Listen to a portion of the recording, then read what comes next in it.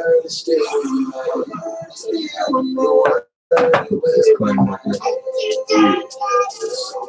your scriptures, even through the scriptures, I want everything that you're offering. It's my offering. You lost all for me. I hear you calling me. It's all for me. Even through the scriptures, even through the scriptures, I want everything that you're offering. It's my offering. You lost all for me. I hear you calling me. You did this. You did this. And that speak to go up to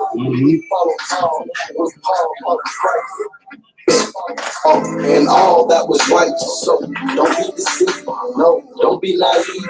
Having faith, you can't be saved by grace if you only believe. That is, we all be saved. Grace is for those who believe. You must first obey. Obey His law, or you should surely die. Man can't live by bread alone, but yes, the scriptures, the scriptures. I want everything that you're offering. It's my offering. You lost all for me. I hear you calling me. It's all for me. Looking through the scriptures, the scriptures. I want everything that you're offering. It's my offering. You lost all for me. I hear you calling me. You Living through the scriptures, came across John 8:32. And you shall know the truth, and the truth shall make you free. Psalms 25, 10 and 14. Please read Isaiah 8 and 20. If they speak not according to this word, there's no light in them. This is for the dispersed. Nehemiah 5:9. I need not to walk in the fear of Allah. Guide me through your words. Scriptures, living through the scriptures. I want everything that you're offering. It's my offering. All about y'all in the building. Shalom, my sisters. Shalom. Shabbat shalom. Johnny Sample. Shabbat shalom. Happy Sabbath to you, brother. Glad you tuned in. Have my daughter-in-law, Kate Rose, in the building. Genesis, Exodus, Leviticus, knowledge through the word, the historical tour filled with the Israelite prophecies. Gonna give people time to climb in. Giving people time to climb in. Catherine, much more. What's good? What's good, family? Maybe Isaiah or Prophet Jeremiah. Down to Hosea, Amos, and all the scriptures, living through the scriptures. I want you to think that you're offering. It's my offering. Because offering, I can't go back there. Scriptures, living through the scriptures. I want everything that you're offering. It's my offering. Because offering, I hear you calling. You give this that chicken. Hello, what's up, my sister? What's up, She-Brew? He said, Michigan in the house. Okay. Michigan in the building. We at Detroit, Lansing. Where you at, Flint? Flint? Hope you ain't in Flint. Hope you ain't in Flint, sister. Where you at up in Michigan? But your word is still mine. Your word it will remain. Gonna play another track. Hey, y'all gonna we're gonna play one more track, y'all. Let the people fall on in this deal.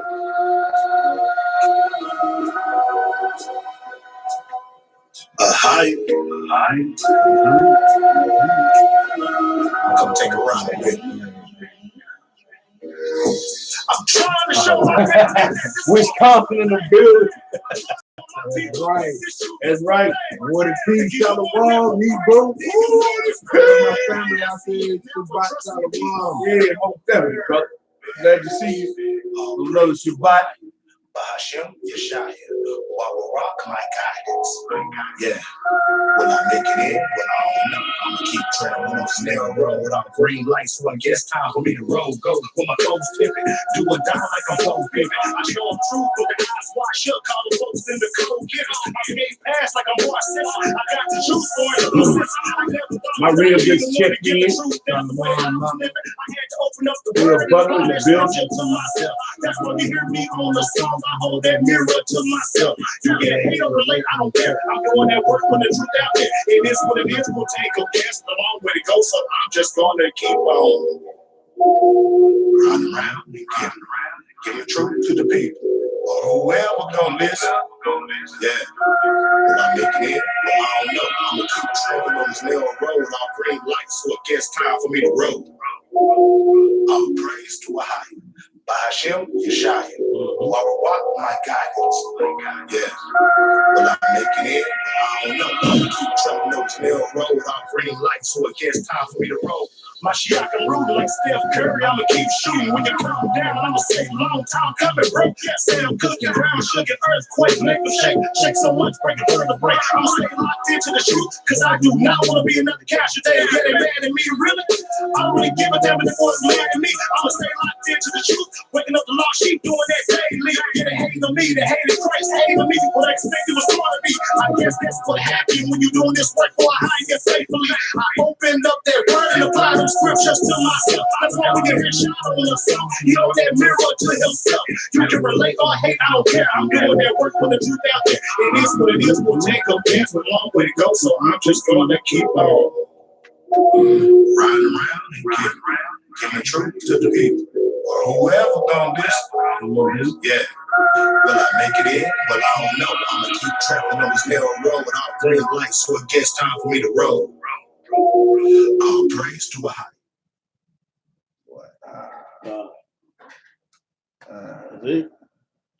By Hashem, Yeshaya. My bad, y'all. I'm on the turntables tonight, brother. Old family friend Lottie Taylor and checked in. Shalom. Backyard.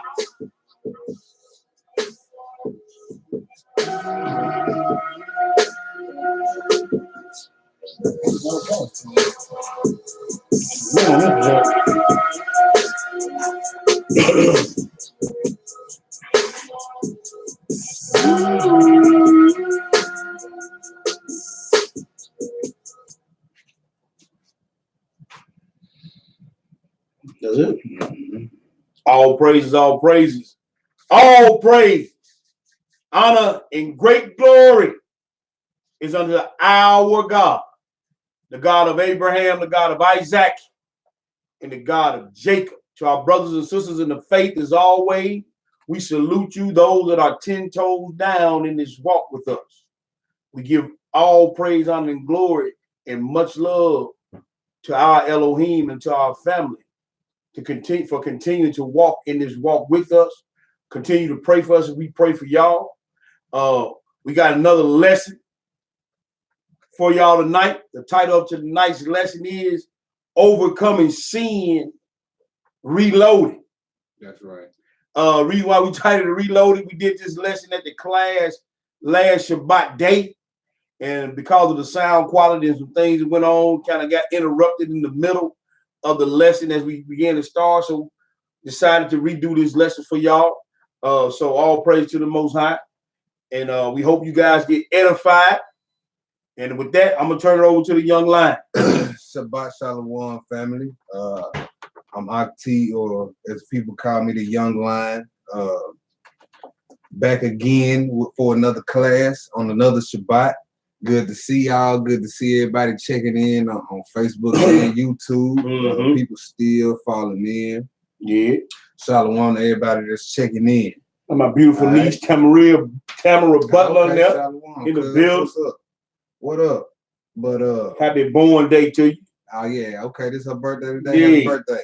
Happy birthday, cuz. But as y'all can see, the title of the lesson, Fighting and Overcoming Sin Reloaded.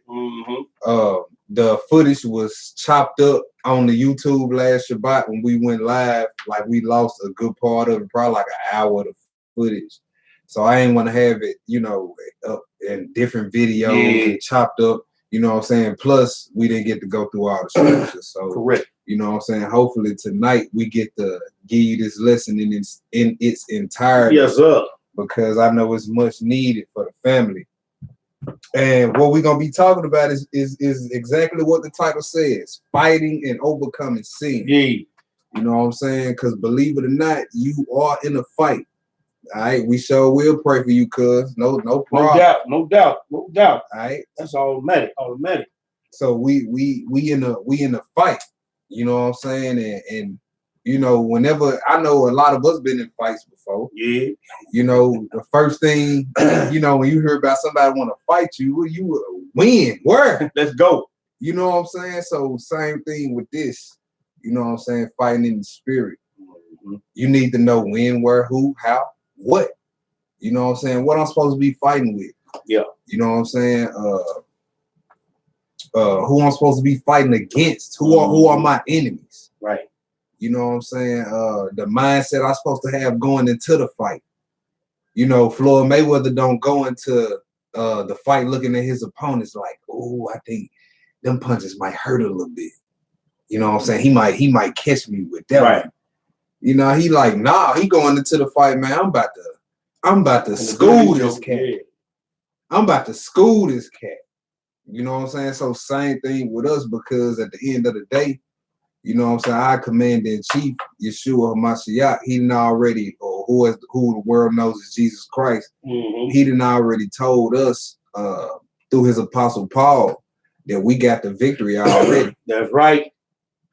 You know what I'm saying? And his chief mission was to come and set us free from all bondage. You know what I'm saying? And what holds us in bondage more than sin? There you go. There you go.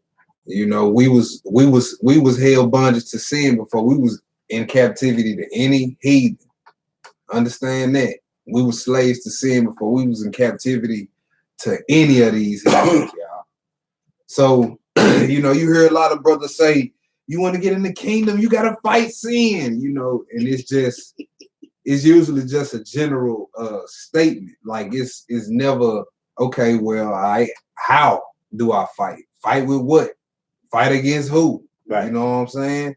And understand this about this fight. Like, if you lose the fight, it's because you chose to lose it. It ain't because, you know, this ain't a thing where you lose it and you still get a participation trophy. Nah. If you lose the fight, you got all the tools given to you, all the knowledge given to you for the fight, all the knowledge about your opponent here is for the fight. You got it. So, and you done already been told you got the victory. All you got to do is fight it. You got to believe. All you got to do is go through and swing. There you go. You done already been taught now. You gonna win, but you just got to go in here and get your all. Right. See, let's go to first place. Second edge is 9. Because it's like I said, if you lose this fight, it's because you wanted to lose. Your fault. Y'all go ahead, like and share. Yeah, please, you know please. Like and share on YouTube, Facebook. Put it on your page, whatever you gotta do. Get this word out. That's right. Second edge is 9. Let's do 1 through 12. All right. He answered me then and said, measure thou the time diligently in itself. You see that? He telling Ezra, he's saying, look, pay attention to time. Watch time. You know what I'm saying? Don't he didn't tell him go twiddle your thumbs on Facebook and be on Facebook all day. Right. He's saying, look, pay attention. Go ahead. And when thou seest part of the signs past, which I have told thee before, then shalt thou understand that it is the very same time, wherein the highest will begin to visit the world which he made. Wow. So we all know he made the world. He's going to visit it too. Yeah, but through his son, he gonna visit this place. And he said, pay attention to the signs. We supposed to be paying attention to signs, signals. Yes. Yeah. Certain signals, earthquakes in diverse places. We seeing that, ain't we? Yeah. Iran, the main heavy hitters in the World War III is constantly going back and forth. Rivers turning the blood up in Canada. Russia, Iran, America, which is Babylon. Read Isaiah the 13th chapter. He said, pay attention to the signs. You know the time is coming close where the highest is going to visit the earth. Go ahead. 3. Therefore, when there shall be seen earthquakes, uproars of the people in the world, go ahead. Then shalt thou well understand that the Most High spake of those things from the days that were before thee, even from the beginning. So if he's saying that these the signs, if he was saying these was the signs back then, that the time is getting close. How close you think it is now? Mm-hmm. Go ahead. For it's all that is made in the world Yeah. hath a beginning and an end, Mm. and the end is manifest. He said the end is obvious because of the signs. Go ahead. Even so, the times also of the highest have plain beginnings, Mm. in wonders and powerful works, and ending in effects and signs. And everyone that shall be saved and shall be able to escape by his works. By his what? By his works. See, that's you. That you got to do works in this thing. Your works is your law keeper. Shalom, Sister Rita. How you doing? Go ahead. And by You faith. see that? That's James 2:14 Yes, through sir. 26. Faith Yes, sir. and works. That's it, You bro. see the Apocrypha is the same thing. Same thing the scripture teach. Faith and works. Go ahead. Whereby ye believe Uh-huh. shall be preserved from said perils and shall see my salvation in my Do land. you see that? He said he shall be preserved from perils. Mm-hmm. Perils, that's severe danger. Yeah. So is severe danger coming? Mm-hmm. Yeah, go ahead. And within my borders, for I have sanctified them for me from the beginning. Mm. Then shall they be in pitiful case. What kind of case? Pitiful case. That's miserable, insignificant, Mm-hmm. not even worthy to be thought of or mentioned. You're gonna be in pitiful case. Who did what? Which now have abused my ways. You abuse the ways. Mm-hmm. Everybody want to holler back this free will. I got free will to do what I want to do. Yeah, that's true. But just know, Payback. you free to do what you want to do. Yeah. But you're not free from them consequences of doing what you want to do. Understand that.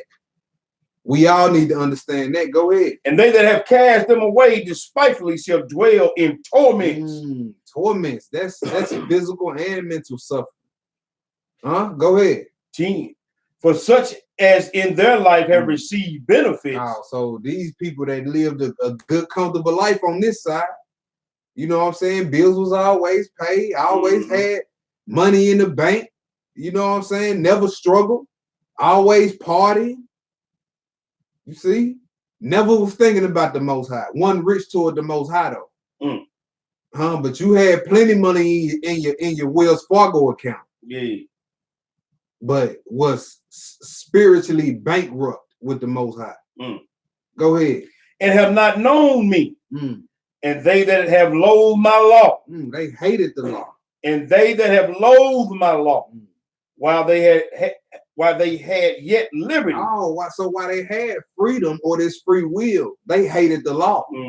Wow. So you technically you're not free to do whatever you want to do. You see, you don't live, none of us live to ourselves. That's Romans the 14th chapter. Yes, sir. Go ahead. And when as yet place of repentance was open unto them. So while you got free will, this is a time to repent. Not to do what you want to do. Go ahead. Understood not, but despised it. The same must know it after death by pain. By what? By pain. He said the same ones who, while they had this free will, hated my law. You gonna know it after death by pain. Yes, sir. Let's go back a chapter. 2nd Ezra 8. Pick it up at 50. 2nd Ezra the 8th, verse 50, and I read.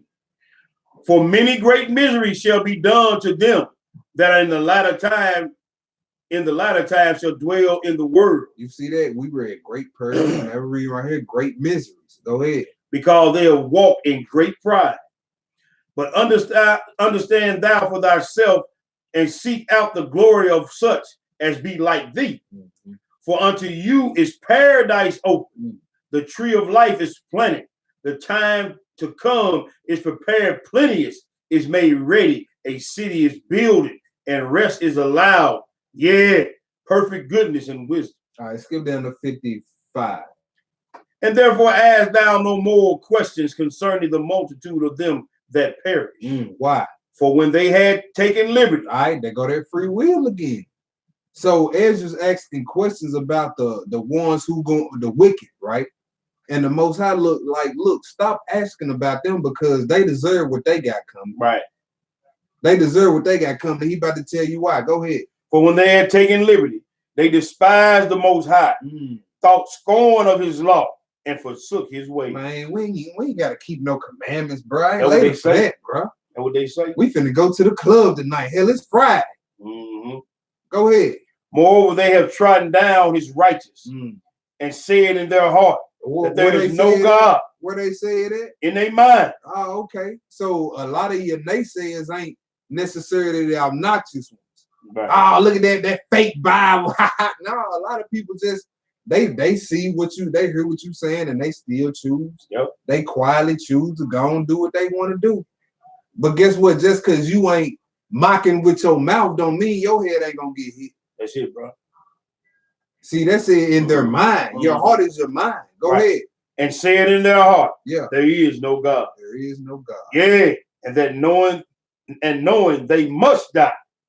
For as the thing aforesaid shall receive you, so thirst and pain are prepared for them. For it was not his will that men should come to naught. Yeah, go ahead. But they which be created have defiled the name of him that made them, and were unthankful unto him which prepared life for them. You see that? Because you don't live under yourself. Right. That means your breath is a loan. This life is a loan. You got to give loans back. You got to pay those back. Go ahead. And therefore is my judgment now at hand. That's right. All right. So let's get into it. Let's go to Jeremiah 17th chapter first. All right.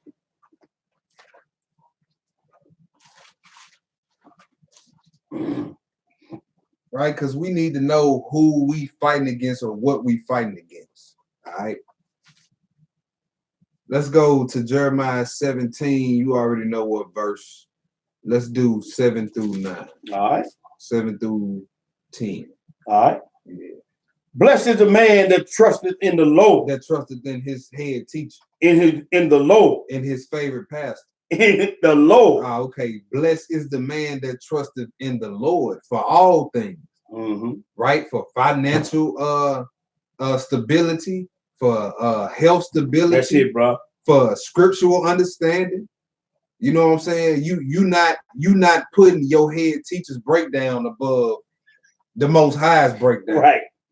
All right. Blessed is the man that trusted in Yahweh. Go ahead. And whose hope is it? And whose hope the Lord is. Go ahead. For he shall be like a tree planted by the rivers, planted by the water, right? And that spreadeth out her roots by the river. He says he shall be a tree planted by the waters, meaning you are always close to a source of life, right? The spirit is always gonna be pouring into you. Go ahead. And shall not see when heat cometh, but her leaf shall be green, and shall not be careful in the year of drought. Meaning you gonna always bear fruit. Blessed is the man that trusteth in Yahweh. Go ahead. Neither shall cease from yielding fruit. Verse 9. The heart is deceitful above all things and desperately wicked. Desperately wicked. Who can know it? Who can know it? It says the heart or the mind is deceitful above all things and desperately wicked. Who can know it? So you can deceive yourself, can't you? Yeah, you can deceive yourself. You can deceive yourself into thinking you can get away with something. And straight up be fooling yourself. See, that's what lust do to you. Lust is deceitful like that.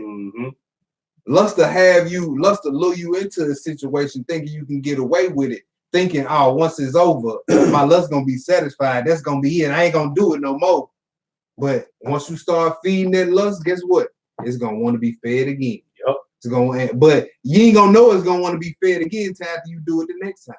Then after you do it the next time, you know what? I think I want to feed this again. Then you're gonna keep feeding it before you know it's gonna be consumed. Walking in sin, then. Yep. Now you a habitual sinner. You going off now. You going completely off. So it says the heart is deceitful above everything you could think of that's deceitful. The heart is deceitful above. And then it says, who can know it? Like, where do those wicked thoughts just come from out of the thin blue earth in your head? You be riding down the street and the wicked thought come in your head. Where did it come from? That's why I asked the question, who can know it? All right, so could it be safe to say that your mind is your first enemy? Yes, sir. Okay, well, let's go look at another one of our enemies. Yeah, go read that 10. Verse 10. Yeah. I, Yahweh, search the heart. I try the rein. He do what? I try the rein. Okay. Even to give every man according to his ways and according to the fruit of his doing. So he searched the rein, right? He tries the heart, meaning he tests, he looks to see what's T really like. Let me look inside his mind, right? What's he really like? I hear what's coming out of his mouth. I hear what he's saying to his sisters and his brothers. Right. But when ain't nobody around, yeah, he's shining that light on your inward parts, right on that mind. What's always simmering up there? What are you always thinking about? And see, don't nobody know that but the Most High. That's it, bro. Proverbs 15. That's right. Let's go to Genesis, the 2nd chapter. Let's go to Genesis, the 2nd chapter. Let's do Genesis chapter 2, and you can pick it up at verse 7. All right. Read 7 through 9. And Yahweh formed man out of the dust of the ground, right, and breathed into his nostril the breath of life, and man became a living soul. Right, go ahead. And the Lord God, the Most High Power, planted a garden eastward in Eden, and there he put the man whom he had formed. And out of the ground made the Lord God to grow every tree that is pleasant to the sight and good for food. The tree of life also in the midst of the garden, right, and the tree of the knowledge of good and evil. All right, skip down to verse 15. And Yahweh took the man and put him into the garden of Eden to dress it and to keep it. All right, so the man is working. That's what men do. We work. All right, even Adam in his I say preternatural body. Yeah. Was put to work, but it wasn't hard work. You know, he wasn't sweating and toiling like we do today on these heathens clock. Bumping and grinding. Right. It was more so like you know how you retire, you like, oh, I want to make me a couple extra dollars. I guess I'll give me a little part-time over here.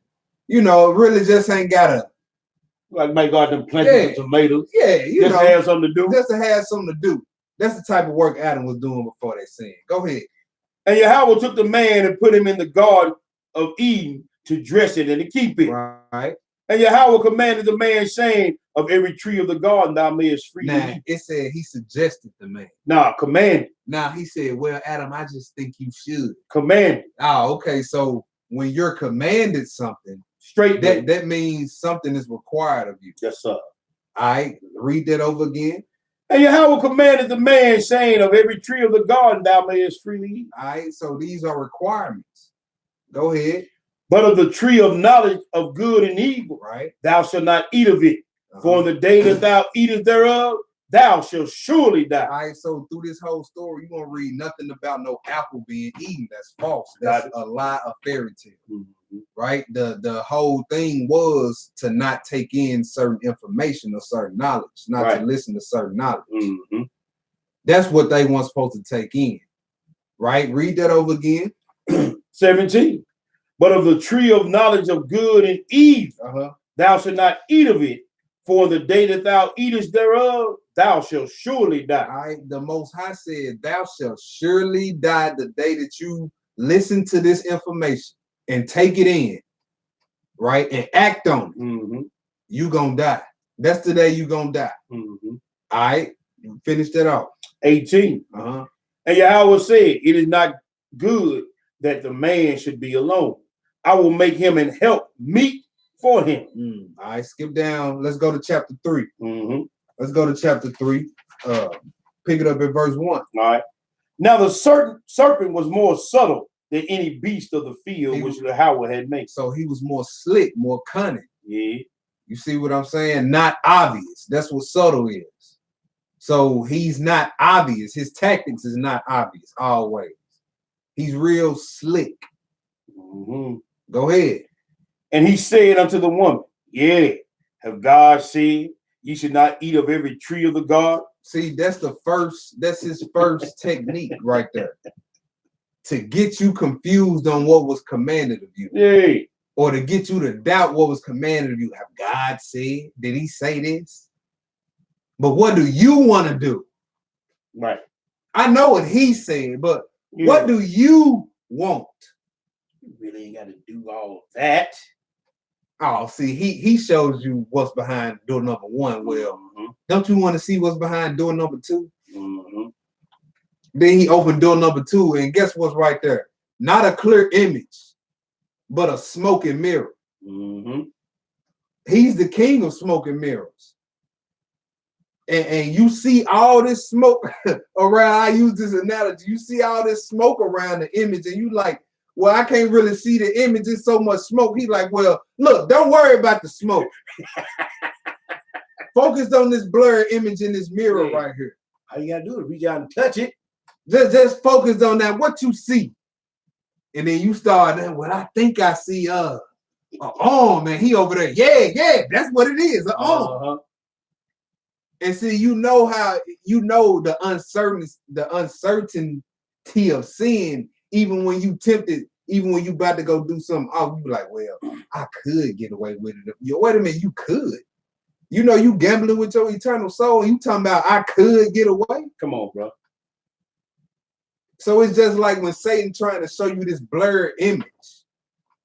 Don't look at it. But we finna see somewhere the sin really started. It didn't start with the action. Sin never starts with the action. No. Like you don't go commit adultery and afterwards say, dang, you know what? That was an old boy wife. No, you knew way beforehand. You plotted. Right. We finna see where the sin started at, and we finna look at some more Satan's tactics. So his first tactic is to get you to doubt what the Most High commanded you. That's first. Go ahead.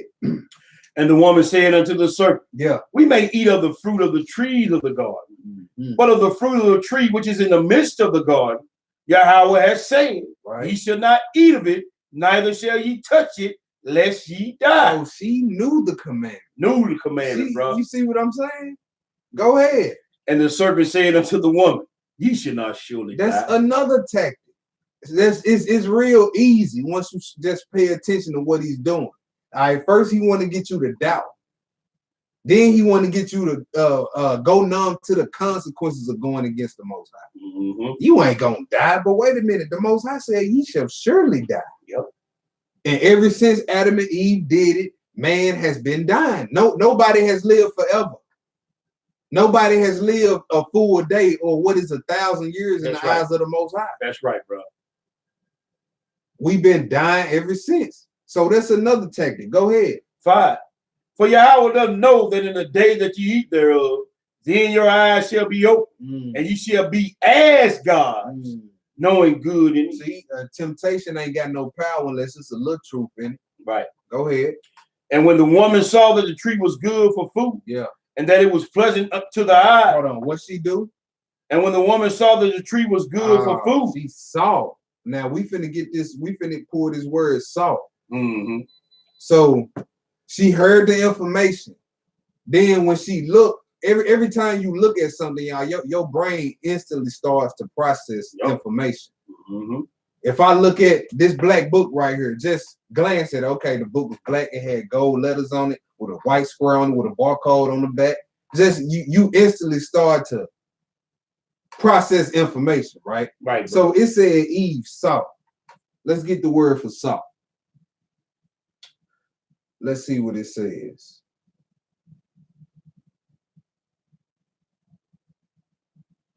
It's 87200. The Hebrew word is ra'ah. It's a verb. It says, you gonna read? Yeah. It says to see, look at, inspect, perceive, consider. To see. To see. It said to consider, right? That means consider means to think carefully before making a decision. Yeah, you pondering. Yeah, so she heard what was spoken, and now she like, that do sound a little, convincing right there. Go ahead. To proceed, to see, perceive, to see, have vision, to look at, to see, regard, look after. You see, this is where Eve was going off at. She was instead of spitting the command back at him and telling him and rebuking him, she's regarding, she's gazing upon. You see, she's like a deer in headlights at this point. Right. And she's doing what? Considering. So where did the sin originally start at? In the mind. That's it, bro. All right, we might rename this. We might rename this lesson. Right. Go ahead. Regard, look after, see after, learn about. See, so she's looking and hearing this information and wants to know more. She's gazing, so she's mesmerized. Yeah. All these definitions apply to what's going on in this situation and why she chose to do what she did. Right, bro. Go ahead. Observe, watch, look upon, look out, find out. So she want to find out about this knowledge. Yeah. That's directly against the command of the Most High. Go ahead. To see, observe, consider, look at, give attention to. Oh, so now her attention is all on this joker. I told you she's mesmerized at this point. Go ahead. Discern, distinguish, to look at, gaze at. Yeah. To appear, present oneself, to be seen, to be visible, to be seen, to cause to see, show, to cause to look intently at. So Satan made himself visible to Eve. Go ahead. Behold, cause to gaze at, to be caused to see. All right, that's enough. So y'all get the point on that. So it says she saw. So the moment she looked or heard, she looked, then she heard, then she started to think, this information sounds good. I think I'll listen. Go ahead. What was that? We finished with that? We stopped at verse 6. You want me to? That was it on that. Let's go to Sirach 27 and 5. I just wanted to show the tactics of your enemy and who are your enemies. Who is this fight with? It's with your inner being and these unseen forces that we're gonna read more about. But let's get more on this mind. Let's do Sirach 27 and 5. All right. The furnace proveth the potter's vessel. Right. The fruit declares if the tree have been dressed. No, you skipped the. You said 27 and 5. Yeah, you skipped the second part of 5. Okay. All right. Yeah. Okay. I'm sorry. The fruit proveth the potter's vessel. Right. So the trial of man is in his reasoning. Yeah, that's what we might rename this to. The trial of man is in his reasoning. So the test of man is in his thought process, in other words. You choose the good or the evil. Come on, bro. Do you direct your mind towards the good or the evil? Do you think on and dwell on the good or the evil? And if that's where sin starts at, that's where we need to kill it first, right? Before it manifests outward. See, so that's what we're going to be getting into tonight, right? So now let's go to the next spot. Let's go to Ephesians. Now let's go to Matthew 15. Let's get a precept on this. Matthew 15. It says the test of man is in his thought process. Right. The test of man is in his thought process. So we seen the sin with Eve. It started where? The minute she began to consider, or the minute she saw. That's the word we read, right? So sin started in her mind. Then we just read in Sirach 27 and 5. The trial of man is in his reasoning or his thought process. Let's go see what the Messiah had to say. Matthew 15, 17 through 20. Go ahead. Matthew the 15, verse 17. Right. Do ye not yet understand that whatsoever in at the mouth goeth into the belly? Right. Nobody then was eating pork. Nope. None of them brothers want to eat pork. No. So they knew exactly what was being discussed. They mind didn't go to, whoa, we can eat pork chops now? No, they weren't thinking about none of that. Go ahead. And is cast out in the drought. Right. But those things which proceed out of the mouth come forward from the heart. So the things that come out your mouth come from your mind? Yep. Go ahead. And they defile the man. For out of the heart proceedeth evil thought. From where they come from? From out of the mind proceed evil thoughts. That's right. What else? Murder, Mm, adultery, fornication, thefts, right. false witnesses, blasphemy. Right. He said all these come from start in the mind, originate in the mind. Like you don't go kill nobody and afterwards say, dang, you don't think about it afterwards. Be like, dang, you know what? I just killed somebody. Right. No, you premeditated that. That's why most of it's called premeditated murder. You thought about it That's first. right, bro. Go ahead. These are the things which defile a man. Right. But to eat with unwashed hands defileth not a man. Okay, let's go to the next spot. Ephesians the 6th chapter. So sin starts in your mind. So that's what we need to be banging at to kill it first. Right, bro. You don't need to let it simmer and then you end up doing it one day. Because if you let it sit there on your mind, guess what? You're going to end up doing it. Yes, sir. Well, I say Ephesians. Mm-hmm. All right, let me get there. You say 5 or 6? 6. Mm-hmm. Ephesians 6. Let's get 10 through 18. Finally, my brother, be strong in your house and in the power of his might. Put on the whole armor of your house, that ye may be able to stand against the wiles of the devil. All right, so now we've been reading about, we've been talking about a war, we've been talking about fighting. Now we talking about armor now. And then we got another one of your enemies mentioned. Again, who? It says the what of the devil? The wiles or the tricks of the devil. That's right. We finna get this word.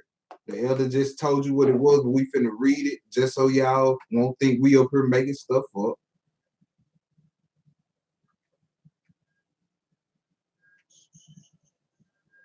Okay, here we go. Wow. Wiles is G3180. I ain't even gonna try to pronounce it in Greek. But just know it's G3180. Go ahead, read that. Outline of biblical use. Right. Cunning arts. Cunning arts. Deceit. Craft. Trickery. Trickery. So so now you need armor in this thing. Okay, go ahead. Methodia. From a compound and compare of method. Traveling over, i.e. travesty, trickery, while lie in wait. All right, so you need this armor to stand against the subtle trickery methods of Satan. So Satan just not out here winging it. He's just not out here just uncoordinated doing whatever. No, he is very strategic in how he moves. That's right. It says he's more subtle than any beast of the field. Yep. Right? So he has subtle wiles or tricks trying to catch us up. And he has many minions with him, y'all, many partners with him. Right? We look at some of our people with strongholds on them from the Sunday church, from eating pork or whatever, y'all. We got to realize sometimes, y'all, we dealing with 7 or more spirits. Yep. When you're dealing with strongholds. Sometimes you're dealing with a legion. That's right.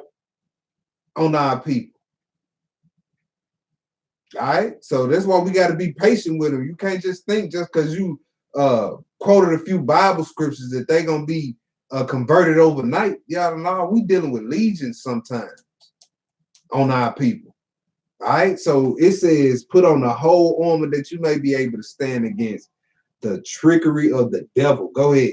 For we wrestle not against flesh and blood, right, but against principalities, against powers, against the rulers of the darkness of this world, against spiritual wickedness in the high place. See there, we battling with demons that's high in rank, y'all.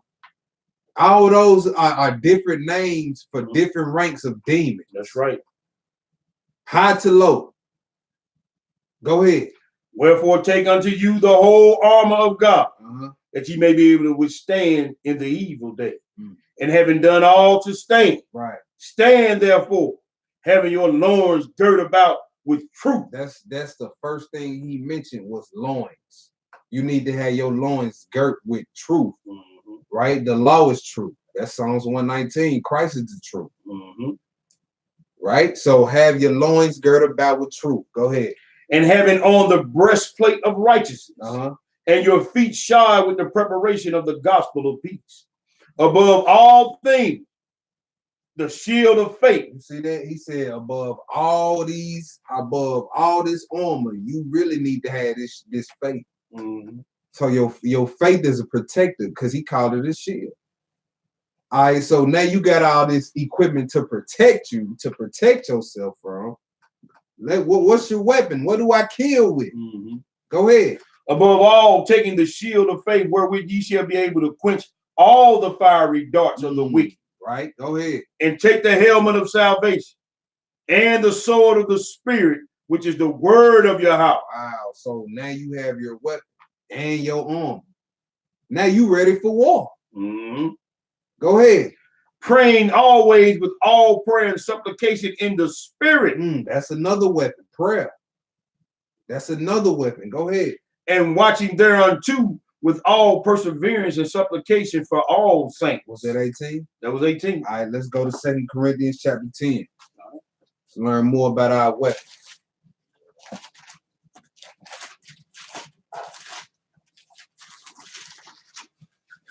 So you got the shield of faith, right? They said that's going to quench all fiery darts, right? All fiery darts. Then it says take the sword of the Spirit, which is the word of Yahweh. That's right, bro. Woo. Let's get 2 Corinthians chapter 10, 3-6. All right. For though we walk in the flesh, we do not war after the flesh. For the weapons of our warfare are not carnal. Are not what? Carnal. Oh, so we don't use AK-47s in this war. Right. We don't use hand grenades. We don't use machetes. We don't use high points. We don't use what else out there? Springfields. We don't use Glocks. None of that. You can't, because you can't take none of that and kill your lust. Right? You like if you got a lion spirit on you, you can't take a shank and kill stealing. Right. Right. So he's saying the weapons of our warfare are not carnal. Go ahead.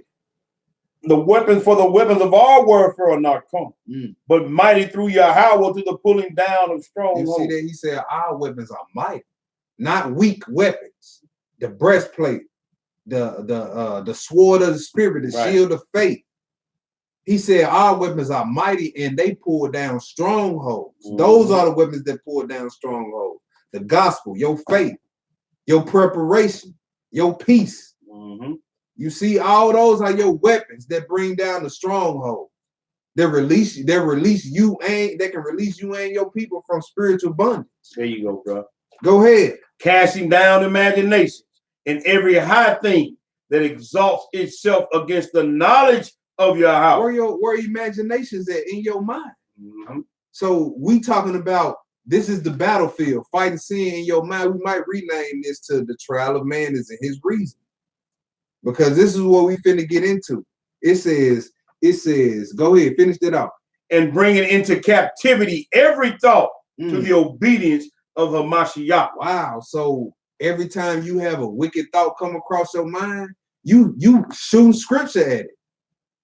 You shooting scripture at it and bring it into captivity every thought to the obedience of Christ. Go ahead. For though I should boast somewhat. Verse 6. 26. Yeah. I'm sorry. You good. And having a readiness to revenge all disobedience when your obedience is fulfilled. See that? That says have a be ready to revenge. That's something. When you revenge something, you hate something. When you revenge, don't. So is we supposed to hate sin? Yes, that's actually a commandment. That's it, bro. You ain't supposed to be like, well, I hate homosexuality. But then when it comes to running through women, you don't go hard on that. Right. Matter of fact, every time they come up, you go quiet. Huh? Why you don't hate that like you hate the two faggots running around with their rear ends out in some chaps? Well, brother, you know. All the excuse making start coming. I'm just a man now. Only so much a man can take. Yeah, okay. Those shall know it after death by pain. Remember that. Remember that when you want to start making all the excuses. You saw it, didn't you, brother? How can I resist that? Okay. Come up with every excuse in the world. And he said, you better use your weapon. That's right, bro. He said, they mighty through the pulling down the Yes, strongholds. Go ahead. Verse 7. Yeah. Do ye look on the things after the outward appearance? If any man trust to himself that he is Christ, let him of himself think this again, that as he is Christ, Right. even so we are Christ. All right, let's go to the next spot. I just wanted to show you like our weapons are powerful. So let's go see how the Messiah fought. Let's go see how he fought sin and temptation and the chief influence of sin, which is Satan. See, you got to know that your mind is desperately wicked. I mean, look at Satan's mind. Who tempted him to sin? Who tempted him to revolt? If he's the main influence of sin, then who tempted him? Nobody. It was the pride that rose up within him, his own mind. You see, our mind is desperately wicked. Yeah, brother. Nobody was there to for him to say, "Hey, man." When nobody there to come in history like he slid up on Eve. No, you can go get the throne. See, you know, you really supposed to be up there losing. Well, no, but that was all. They all came from his mind. Ezekiel 28 to tell you because of the pride that was within heart. you. Yeah. So you start trusting in your looks. So a lot of the sisters out there who, you start trusting in your looks, who I mean, and start wanting to do wickedness out from trusting in your looks. Who you taking after? Come on, bro. Who you taking after? All that putting makeup on to seduce men, all that. Do you know that came from evil angels, evil spirits? Yep. Learning how to abort fetuses. Wicked angels came and taught that to me. Yep.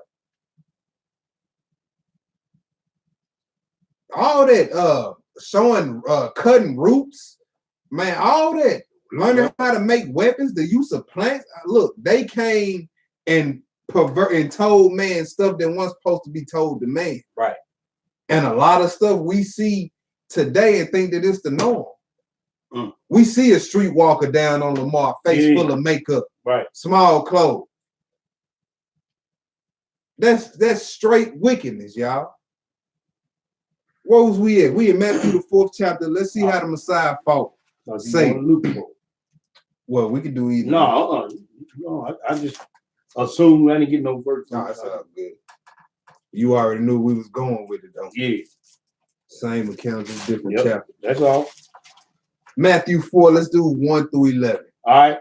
Let's see him. Let's see him use his weapon, the sword of the Spirit. Go ahead. Then was Yeshua or Jesus led up of the Ruach or Spirit into the wilderness to be tempted of the devil. To be who? Tempted of the devil. Okay, go ahead. And when he had fasted 40 days and 40 nights, he was afterward and hungry. All right, so notice Satan does not come when it's all good. Matter of fact, that's the time he used to scope everything out. Look at these niggas. Yep. Everybody celebrating, popping bottles. They just don't know I'm about to shake it up here pretty soon. When everything die down and it get a little rocky up in here. That's when me and my boys coming. And just know this too. The green light been given on you too. Because he had to get permission from the Most High. Yeah. So the green light been put, they done pushed the button on you. Yep. He done came and inquired about you. That's it. Now look, most of the time that means you was doing what you was supposed to have been doing. Now here come the test. You gonna still do what you supposed to been doing? Let's get it. Verse 3. Yeah. And when the tempter came to him. That's one of his titles, the tempter. That's why I say he's the main influence of sin. Go ahead. He said, if thou be the Son of God, right, command these stones be made bread. You see that now? Here you go with the same tactics that he slid up on with Eve. The first tactic is to plant doubt on what the Father told you. If thou be the Son of God. Right. What you mean if? I created you. That's right, bro. You know who I am. Go ahead. If thou be the Son of God, command these stones these stones be made bread. Come on, now you've been out here for 40 days and 40 nights. You ain't had nothing to eat. You ain't had nothing to drink. Right. You know, you done did it before. You gave the Israelites man in the wilderness. Come on, just do it again right here. Come on now. Trying to tempt them. Not rightfully dividing the scripture, though he's using the scripture. That's right, bro. Twist. Go ahead. But he answered and said, let's see what he did. He take out a Uzi or AK with a 100-round drum on it and start shooting at Satan? Mm-hmm. Let's see what he used. Go ahead. It is written. Ooh. I know the three words. Cut. Mm-hmm. Go ahead. Man shall not live by bread alone, but by every word that proceeded out of the mouth of Yahweh. Wow, so the Messiah's in the real life scrap right now. Yeah. And the first thing he pulls out is the scriptures. Yes, sir. Go ahead. Then the devil taketh him up into the holy city. Oh, here we go. Second round. Go ahead. And set him on a pinnacle of the temple. And said unto him, if thou be the Son of God, cast thyself down, for it is written, he shall give his angels charge concerning thee, and in their hands they shall bear thee up, lest at any time thou dash thy foot against the stone. Oh, so the influence of suicide. He tried to get the Messiah to commit suicide. Look, throw yourself down. You know them angels, they know you the son, they gonna burn you up. Right. Using script. Using scripture and twisting them. Same thing. Go on, pull that trigger. Don't nobody love you anyway. Look, didn't nobody even tell you happy birthday. You saw how you went to work today and didn't nobody even acknowledge you. You see that these the mind games he playing. You'll be sitting there like grabbing that pistol. You know what? It's nobody's soul ain't spoke to me. Anybody replied to another post I made. Right. But this is how Satan works. It says he's the most subtle. He will even go as far as to use the scripture. Yep. You see, there's no limits with him either. And look, you dealing with somebody who don't stop and say, all right, somebody hand me a cigarette. Let me take a short little break. Let me go to the bar, TJ Mulligan's, and give me a drink real quick. Then we'll be back, honey, y'all niggas. No. He don't do that. He don't take cigarette breaks. He don't take drink breaks. He don't take coffee breaks. None of that. None of that. He don't sleep. None of that. Go ahead. And Jesus or Yeshua said unto him, it is written again. Ooh, he pulled the sword out again in round 2. Go ahead. Thou shalt not tempt the Lord thy God. Again, the devil taking them up into an exceeding high mountain. So he didn't fall over those 2 haymakers? No, he's persistent as well. Your enemy is very persistent. Go ahead. And showeth him all the kingdoms of the world and the glory of them, and said unto him, all these things will I give thee, if thou shalt fall down and worship me. Then said Yeshua unto him, get thee hence, Satan. Now, let's see what he did here. Now that he say, okay, now, I done gave you scripture twice. Now I'm finna have to go get my oath. Did he do that? Let's see if he did that. Go ahead. Get thee hence, Satan. What he pull out? For it is written. Oh, he went back to he used the sword. That's right, bro. He didn't say, all right, now that's enough of those scriptures. Somebody go get my Glock.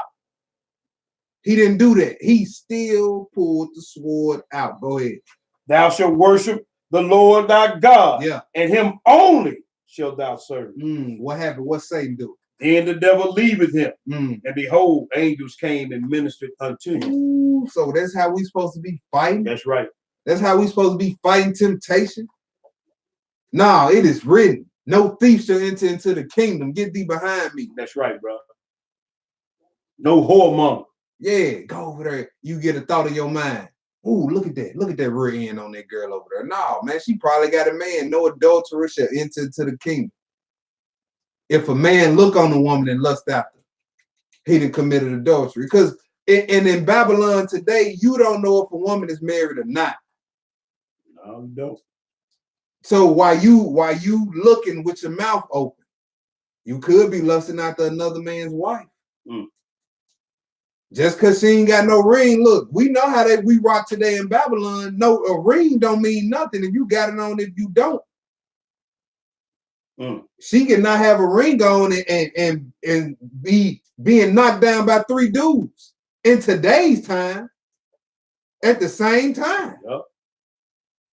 She defiled anyway. Right. Same thing with the man. He got on the wedding ring, but guess what? He messing with other married women.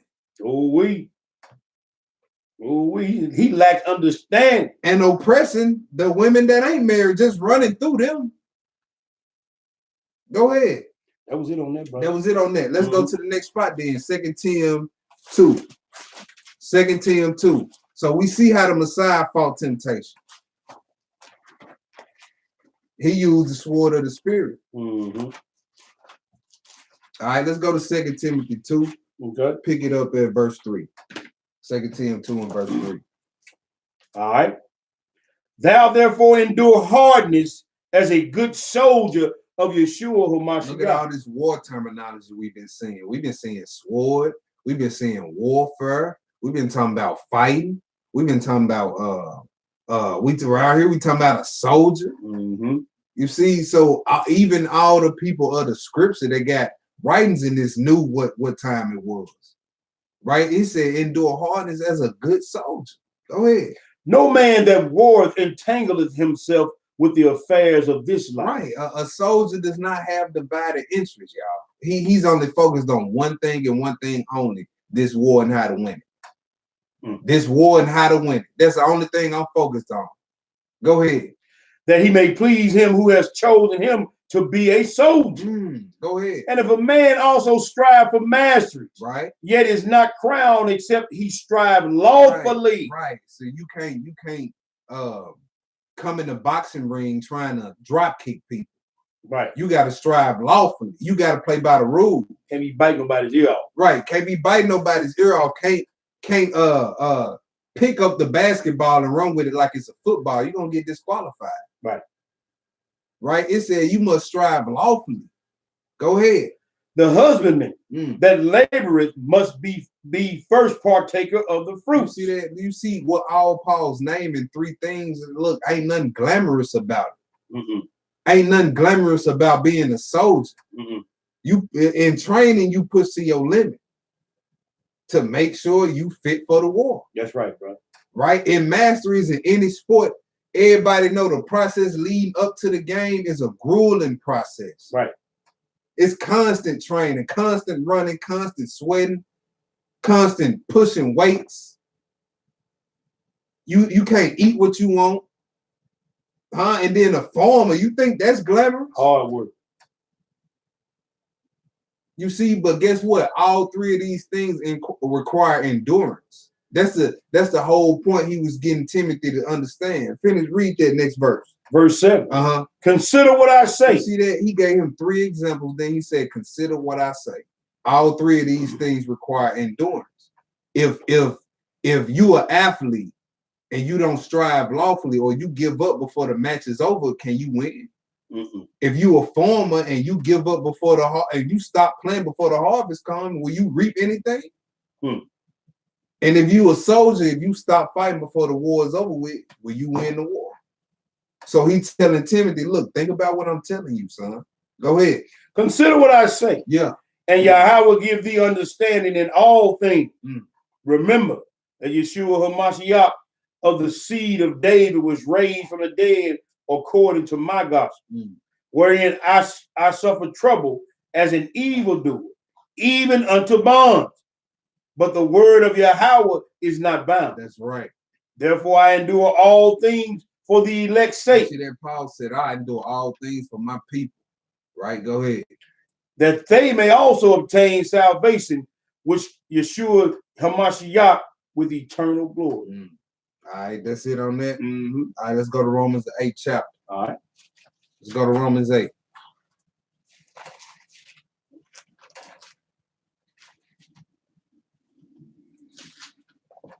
Let's go to Romans 8, and we're going to pick this up, y'all, at verse 1. Romans 8 and verse 1. Romans 8 and 1. There is therefore now no condemnation to them which are in Christ Jesus. Sunday Christian, see? Man, stop there, read half that verse. Right.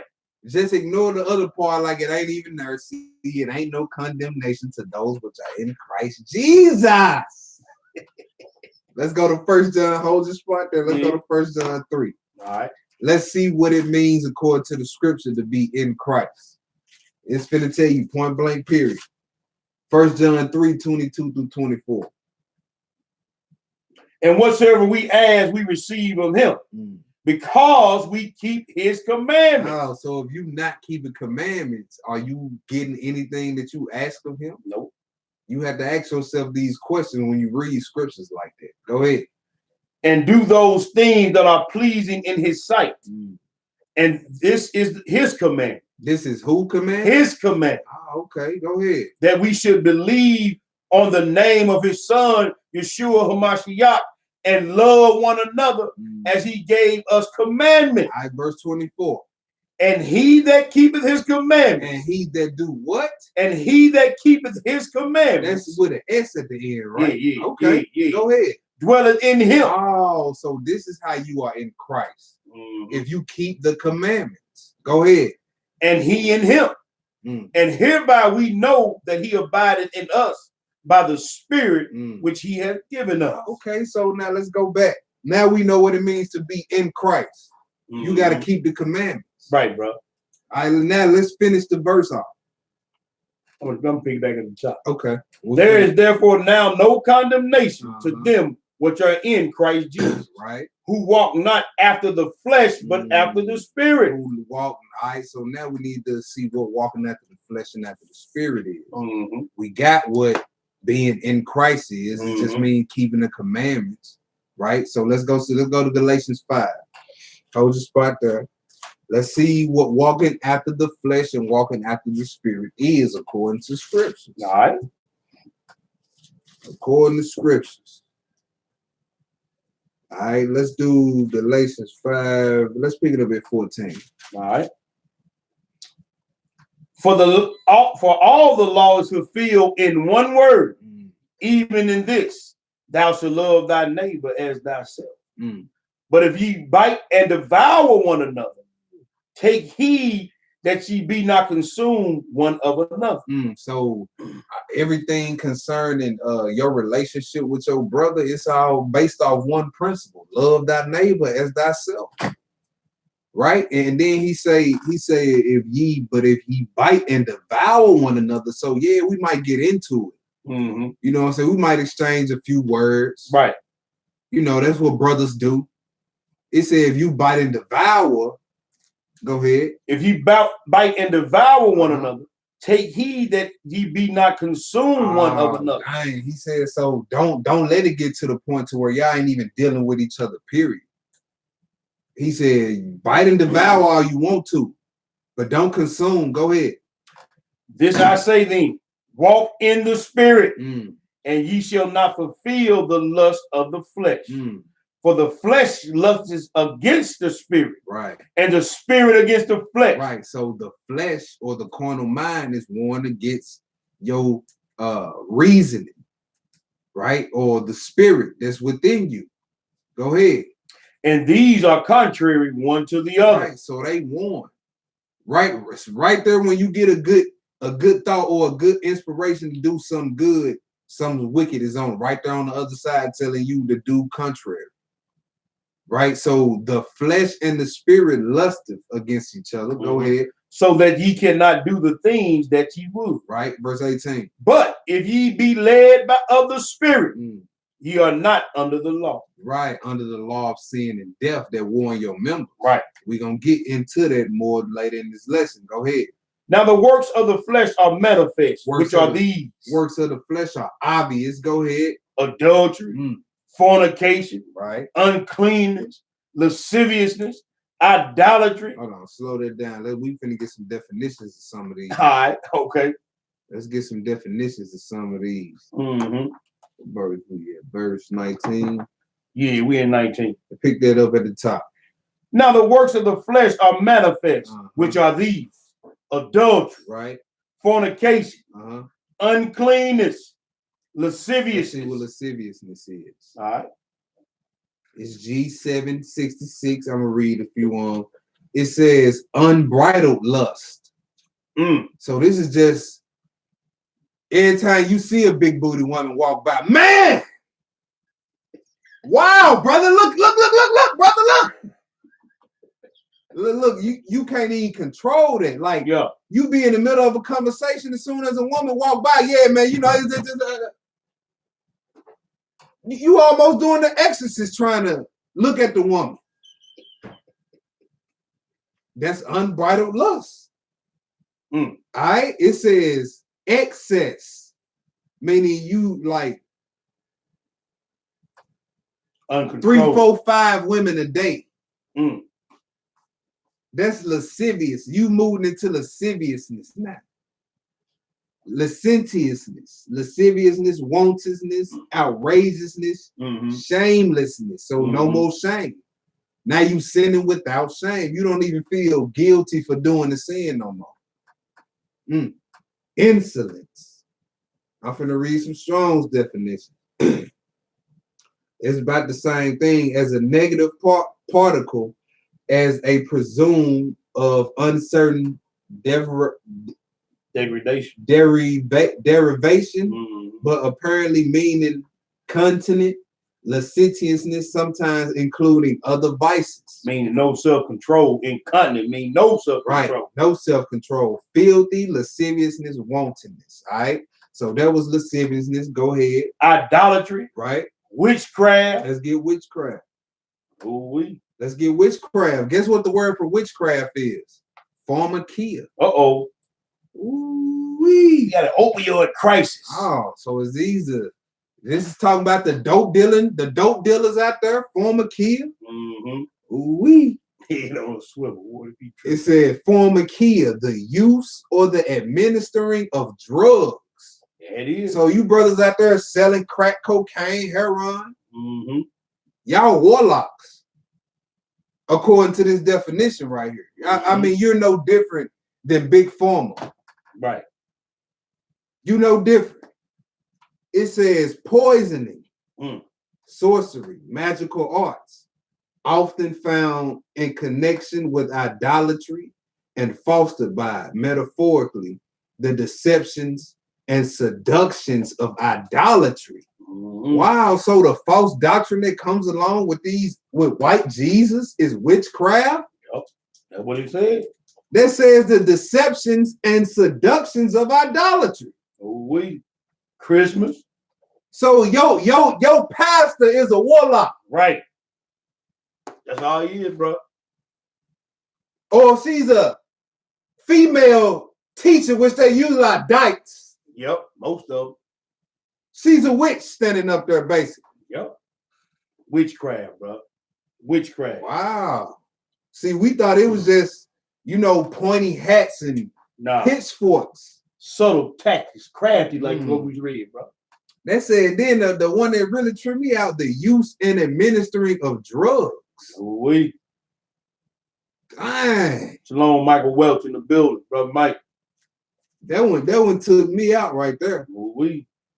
All right, you read witchcraft. What's the next one? Hatred.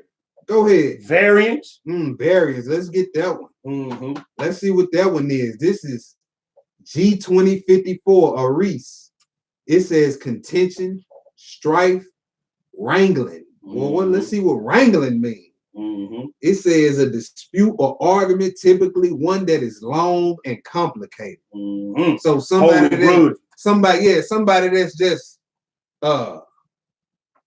they looking for division. Boy, they looking for the next argument.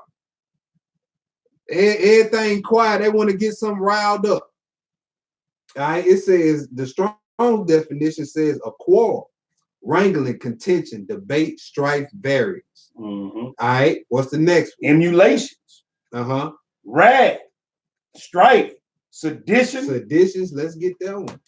Seditions, it says dissension, it says division.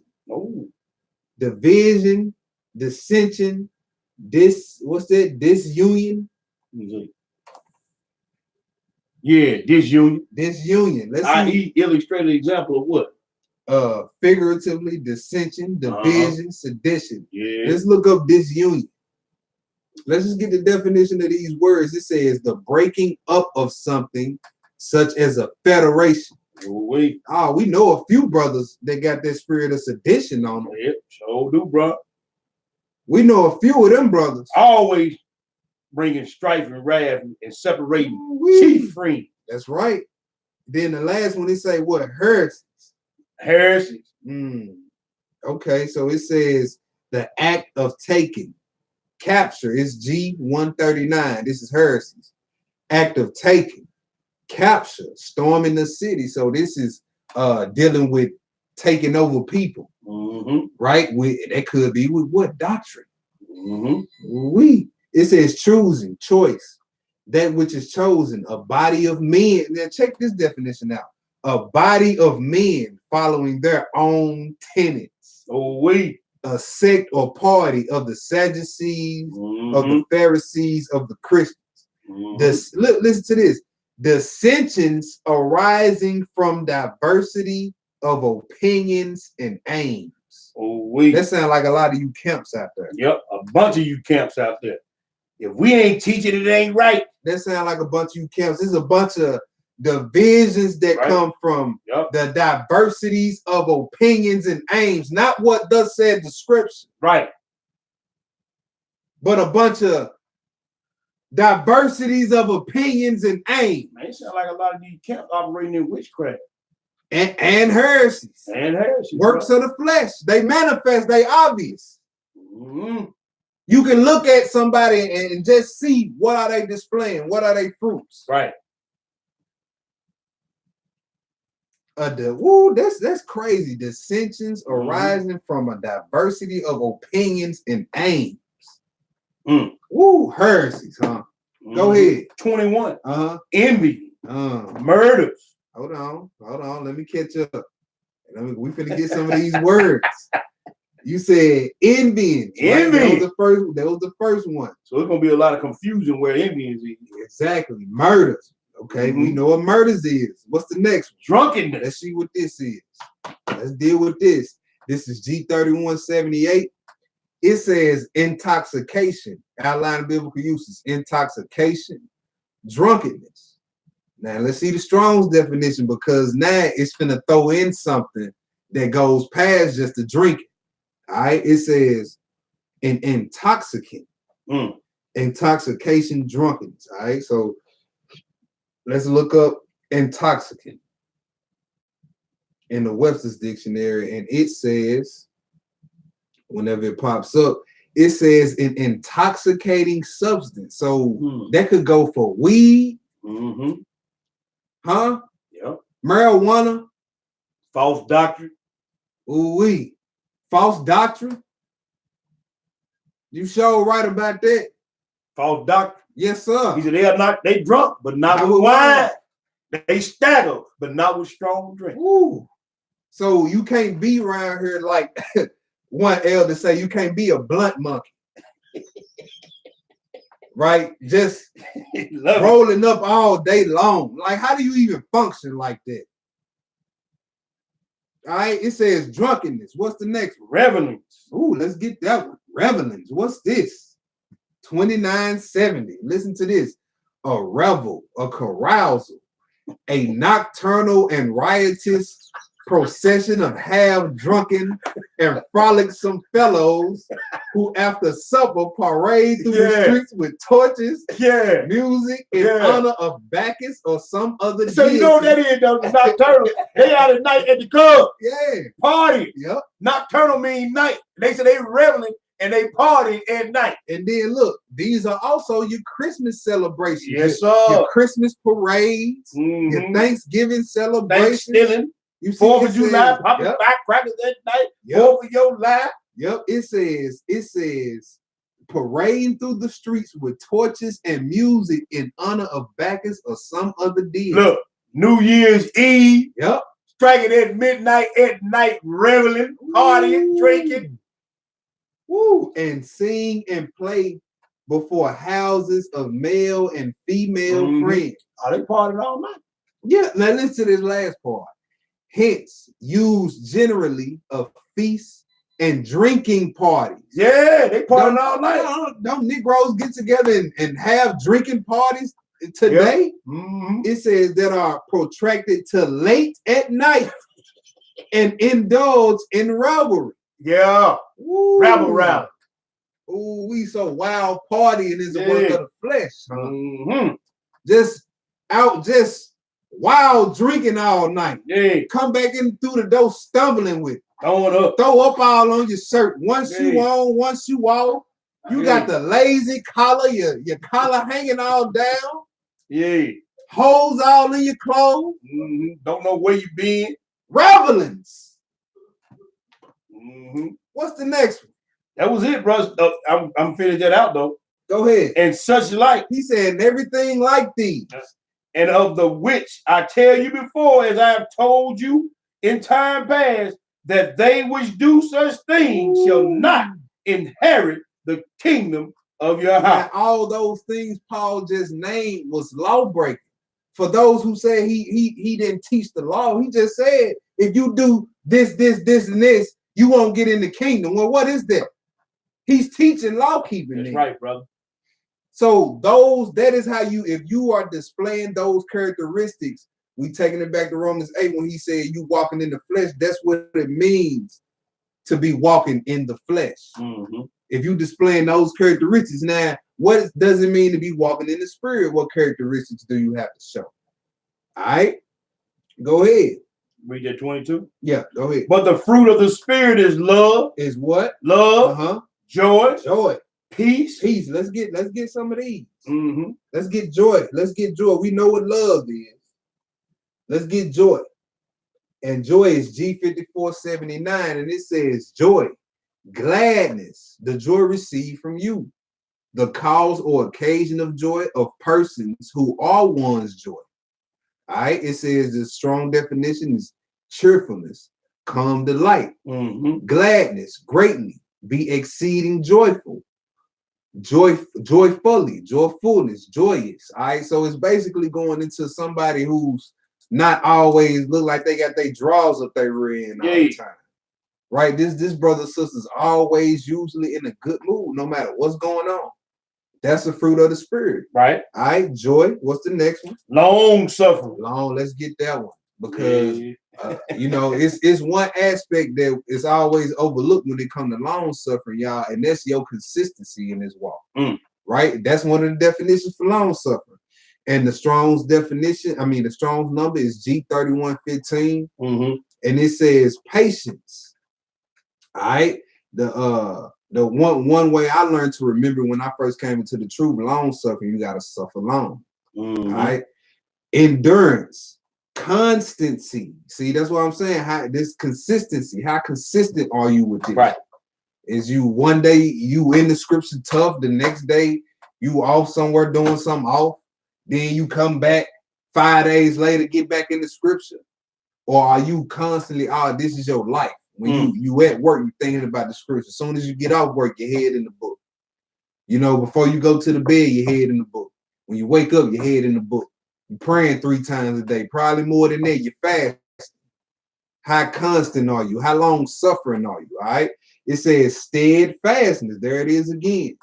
It says perseverance, patience, forbearance, long suffering. Peep this last one, y'all.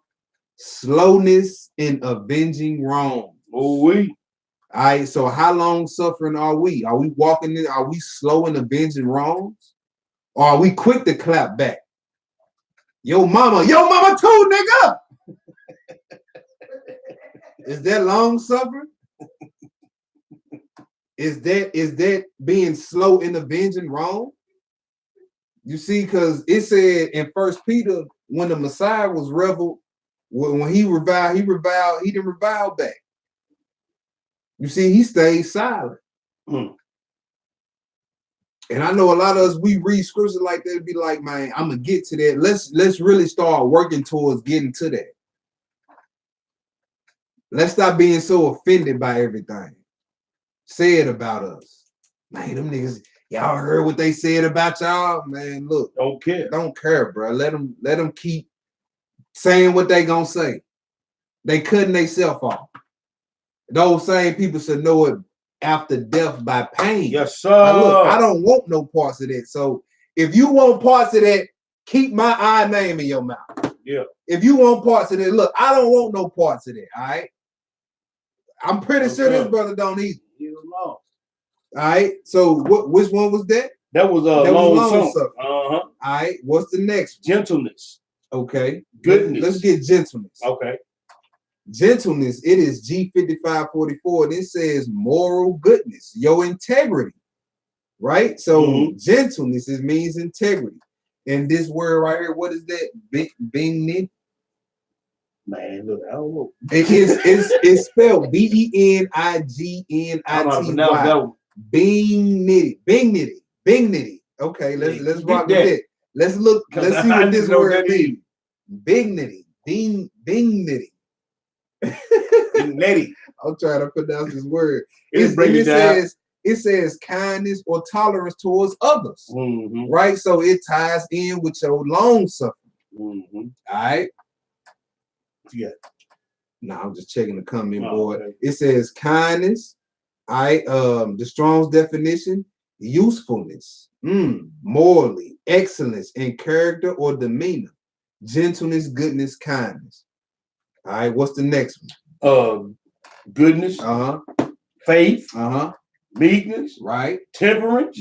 Against such there is no law. Temperance, which is self-control. He said against these type of things, there is no law. Like there is no law saying thou shalt not have self-control.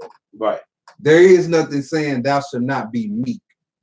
You see what I'm saying? So all against these things, there is no law. So if you walking in the spirit, then these are the characteristics that you're constantly displaying. All right, not sometimes. Right, bro. Right, walking in the spirit is a something that's constant. That's not a sometime thing. Today I'm walking in the spirit. Tomorrow I might be in my flesh, bro. Nah, that ain't what this about. Constantly displaying these things. Go ahead. 24. And they that are Christ have crucified the flesh with the affections and lusts. Oh, so if you are of Christ, right? If you keep commandments, if you had a full faith, if you display these characteristics, you done killed the flesh and the what? And the affections of lust. Okay, the affections is the inward state. I'm reading out the Strong's definition. It says of an inward state in affliction, of passion. Passion, bro. Right? And enduring and undergoing the suffering. Right? So your affections is the willingness to do those sinful things. You don't even have that no more. Right? Like you don't stay away from the sin because you scared of the consequences. You stay away from it now because you totally hate it now. Right. I don't eat pork not only because he said don't do it, but because, bro, I hate pork. Now. Right. I hate what it's doing to my people. I hate how most of my people got strongholds over this pork. Right? I hate two women kissing on each other just like I hate two men kissing on each other. Come on, bro. Right? I don't hate not running through women because I'm scared of what's gonna happen. I hate it because that's oppression. And the Most High hate all types of forms of oppression. That's right. Right? So we can't be halfway with this. It says, if you are Christ, you have crucified the flesh with the affections and the lust. Right? Go ahead. If we live in the spirit, let us also walk in the spirit. Let us not be desirous of vainglory, provoking one another, envying one another. Vainglory, that's another work of the flesh. But now, let's jump back to Romans 8. All right. Romans 8:1. All right, so now that we know what it means to be in Christ Jesus or in Yahushua, and we know what it means to walk after the flesh and after the spirit, now we can read through Paul and get some understanding. Pick it back up at the 1. There is therefore now no condemnation to them which are in Yahushua, who walk not after the flesh, but after the spirit. Right. So there is no sentence of judgment coming for those who constantly display the fruits of the spirit. And keep the commandments. Go ahead. For the law of the spirit of life in Yahushua has made me free from the law of sin and death. Remember what we read in Galatians 5:18? If you do these things, you are not under the law. This is the law he was talking about, the law of sin and death. That's the law that wars in your members. Right? Go ahead. For what the law could not do, in that it was weak through the flesh. Right. Yah sending his own son in the likeness of sinful flesh, and for sin condemned sin in the flesh, that the righteousness of the law might be fulfilled in us, who walk not after the flesh, but after the spirit. Right. For they that are after the flesh do mind the things of the flesh. See that? Do mind. Do mind means you direct your mind towards these things. Right? When those fleshly thoughts of adultery come in your mind, you don't try to shift your thoughts back to something righteous. Instead, you let that thought just simmer in your brain. See, you do mind. You direct your mind towards the things of the flesh. That means you living after the flesh. Come on, bro. Go ahead. But they that are after the spirit, the things of the spirit. If you all about displaying the fruits of the spirit, when that wicked thought come across your mind, you instantly direct your mind back to the commandments and the fruits of the spirit. Right. Huh? That's somebody who's living, who's walking after the spirit. Go ahead. For to be carnally minded is death. You see that? You gonna die eventually being carnally minded. Go ahead. But to be spiritually minded is life and peace. And when you've been walking in the spirit all day, once you lay down at night, you ain't thinking about, man, I want to know what the Lord gonna give me. Yeah. Man, I ain't fit for this, man. Because you know you've been going off. Right. Right. And heard brothers even say that. Yeah. You know you've been going off. Go ahead. Because the carnal mind is enmity against Yahweh. He said the carnal mind, a mind that's always on fleshly things, that's hatred towards God. That's showing hostility towards the Most enemy of the Most High. Yeah, that's like roughing him up, calling yourself roughing him up, putting your hands on him, roughing him up, showing hostility towards the Most High. Always thinking about fleshly things. Man, the hell what you think?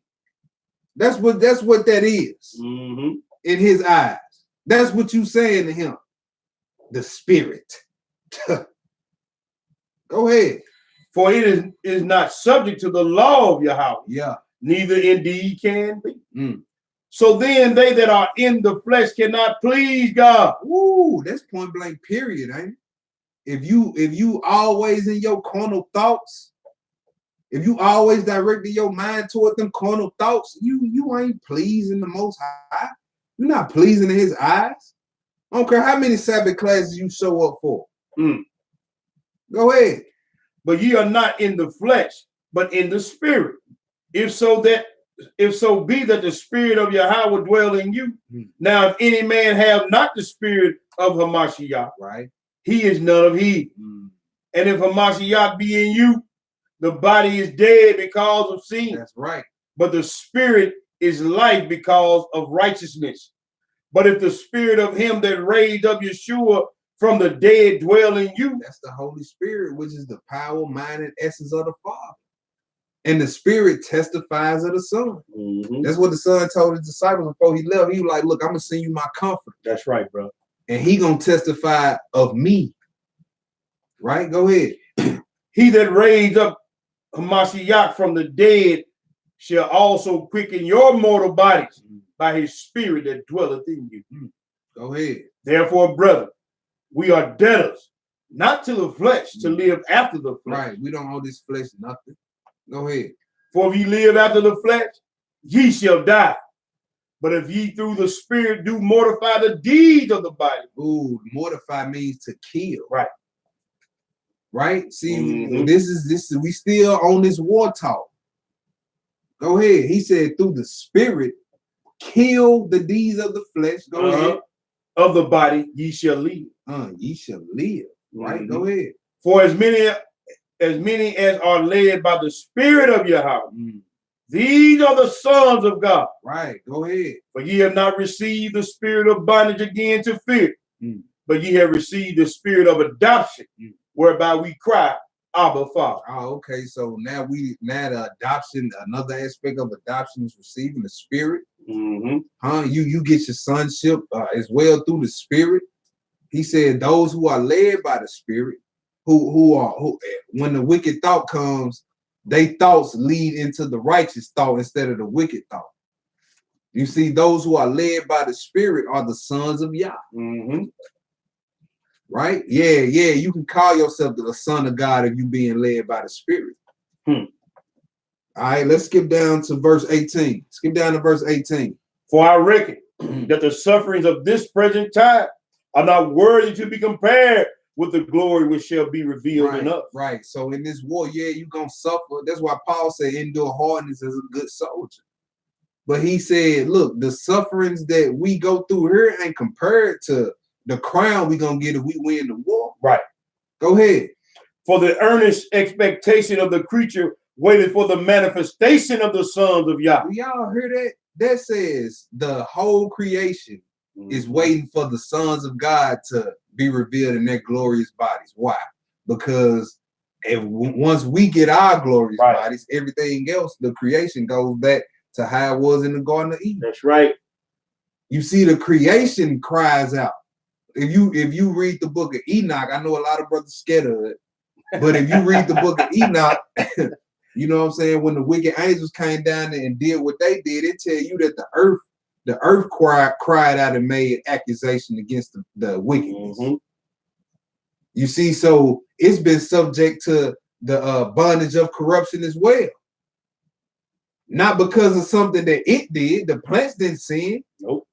The animals didn't sin. The animals didn't sin. You see, they was put under this condition because of something we did. Go ahead. So they waiting for us to return back to our rightful place so that they can return back to theirs. Won't be burned thorns and thistles no more. Right, brother. Go ahead. Verse 20. Yeah. For the creature was made subject to vanity. See, that's what I was just talking about. It was made subject to vanity. Go ahead. Not willingly. Not because of something that they did. But by reason of him who has subject the same in hope. Exactly. So he's just like he's subject the whole creation to vanity. He's subject to hope, and the creation knows it. That's why they waiting on the manifestations of the Son of God. Right, brother. Go ahead. Because the creature itself also shall be delivered from the bondage of the corruption. See, it's waiting to get back to Garden of Eden proportions. That's right, bro. Go ahead. Into the glorious liberty of the children of Yah. Yeah, read whatever verse 23. No, I'm at 22 now. Okay, go ahead. For we know that the whole creation groaneth and travaileth in pain together until now. And not only they, but ourselves also, which have the first fruits of the Spirit, even we ourselves groan within ourselves, waiting for the adoption, to wit, the redemption of our body. Okay, so the adoption is if you having the Spirit. The adoption is you being called Israel, being adopted as the Most High's children is Israel, and it's the redemption of our bodies. The adoption. All right. So we see that if you walk after the Spirit, you're not under the law. That's the right. law of sin and death. The law of sin and death. All right. We're gonna get more into that in the next few chapters. Let's go to Romans 6. Let's do Romans 6 first, though, before we hit this Romans 7. Let's do Romans 6 first. Pick it up at verse 1. Romans 6, verse 1. What shall we say then? Shall we continue in sin that grace may abound? God forbid. How shall we that are dead to sin live any longer days? All right, so he asked a question in verse 1. He said, should we continue to sin so that grace may abound? Right. So that grace can overflow. Is that how this thing works? Do what you want to do and receive more grace for doing it. Jamaica in the building. Howard Brown. Shalom, Hebrew. Yeah. Shabbat Shalom. So is that how this thing works? No, it is not. Let's go get some precepts. Y'all know we got to get some precepts. Let's go to John, the 8th chapter. Let's read John 8, 1 through 11. John 8, 1 through 11.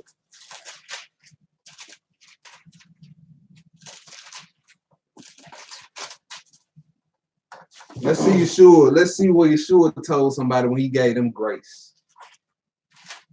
Let's see somebody receive grace, and let's see the instructions after receiving grace. Let's do 1 through 11. All right. Jesus went unto the Mount of Olives, and early in the morning he came again into the temple, and all the people came unto him, and he sat down and taught them. And the scribes and Pharisees brought unto him a woman taken in adultery. Taken in adultery, huh? So where's the man at? Just a woman? Yeah. I guess she was sleeping with herself. Right. Go ahead. And when they had set her in the midst, they say unto him, Master, this woman was taken in adultery in the very act. Oh, so word, like I Yeah, said, what where do the that? man at? Go ahead. Now Moses in the law commanded us that such should be stoned. But what sayest thou? This they said, tempting him, that they might have to accuse him. But Yeshua stooped down with his finger and wrote on the ground, as though he heard them not. So when they continued asking him, he lifted up himself and said, He that is without sin among you, let him cast the first stone at her. You see, they trying to point the finger at her to Right. get her stone. They Right. all like this with stones in their hand. Right. Where it could have been another group of people right behind them with stones in their hand, ready to throw bricks at their head. Right. So Yahweh shot like, look, he that is without sin, let him cast the first stone. That shut everybody up. Right. Go ahead. And again he stooped down and wrote on the ground. And they which heard it, being convicted by their own conscience, went out one by one, beginning at the eldest, even unto the last. And Yeshua was left alone, and the woman standing in the midst.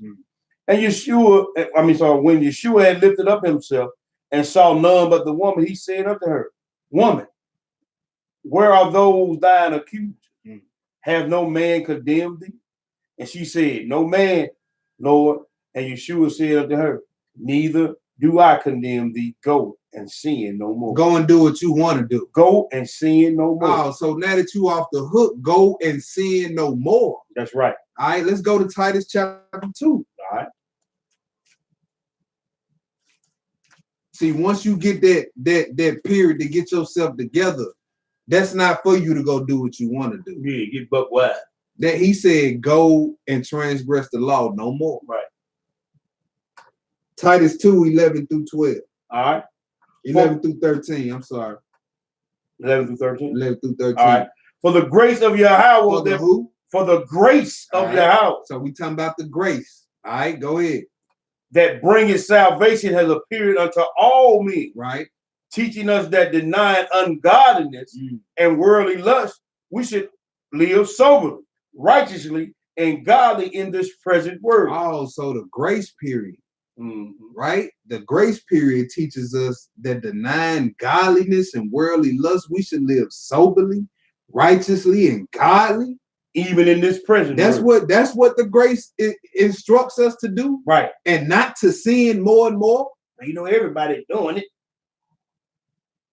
See, everybody want to be in bed with wickedness and then use the excuse when it's time to level up. Well, we all sinners. We in this flesh. Yeah. That means you got to keep being so easily beset by sin. When you going to stand up and fight? Let's go back. All right. Where was we at? Romans 6? Yes, sir.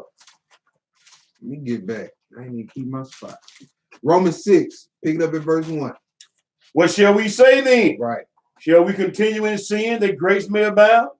God forbid.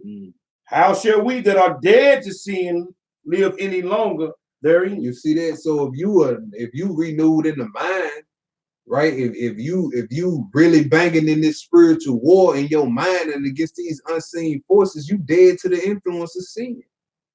Right? That when sin comes to tempt you, it bounce off you. You ain't even bothered by it.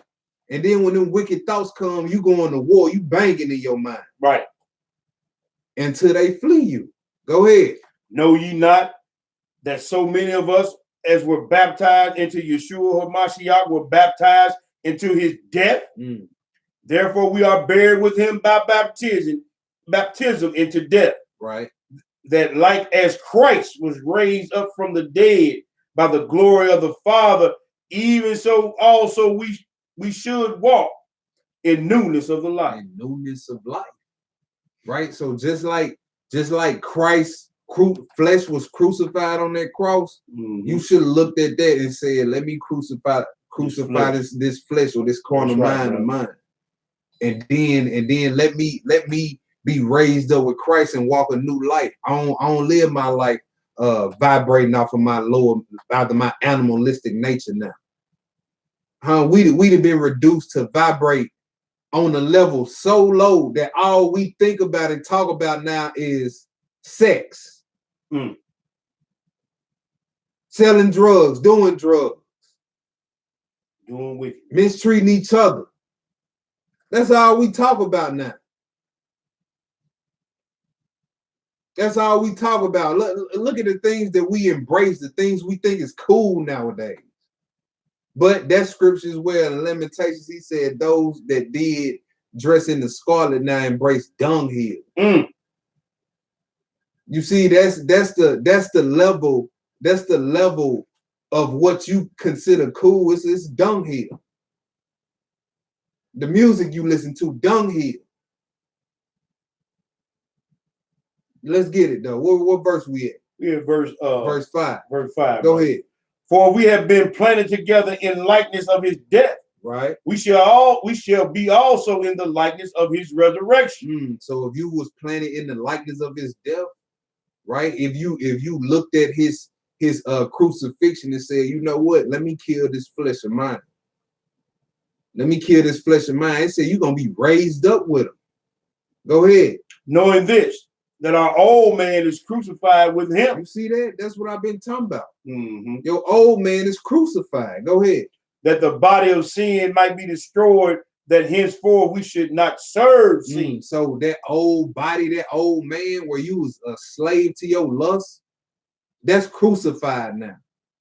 You shouldn't still be 10, 15 years in this truth, still a slave to your lust. Right? Go ahead. For he that is dead is free from sin. Go ahead. Now, if we be dead with Hamashiach, we believe that we shall also live with him, knowing that Hamashiach, being raised from the dead, died no more. Death hath no more dominion over him. Right.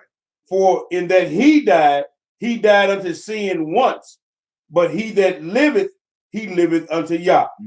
Likewise, reckon ye also yourselves to be dead indeed unto sin, but alive unto Yah.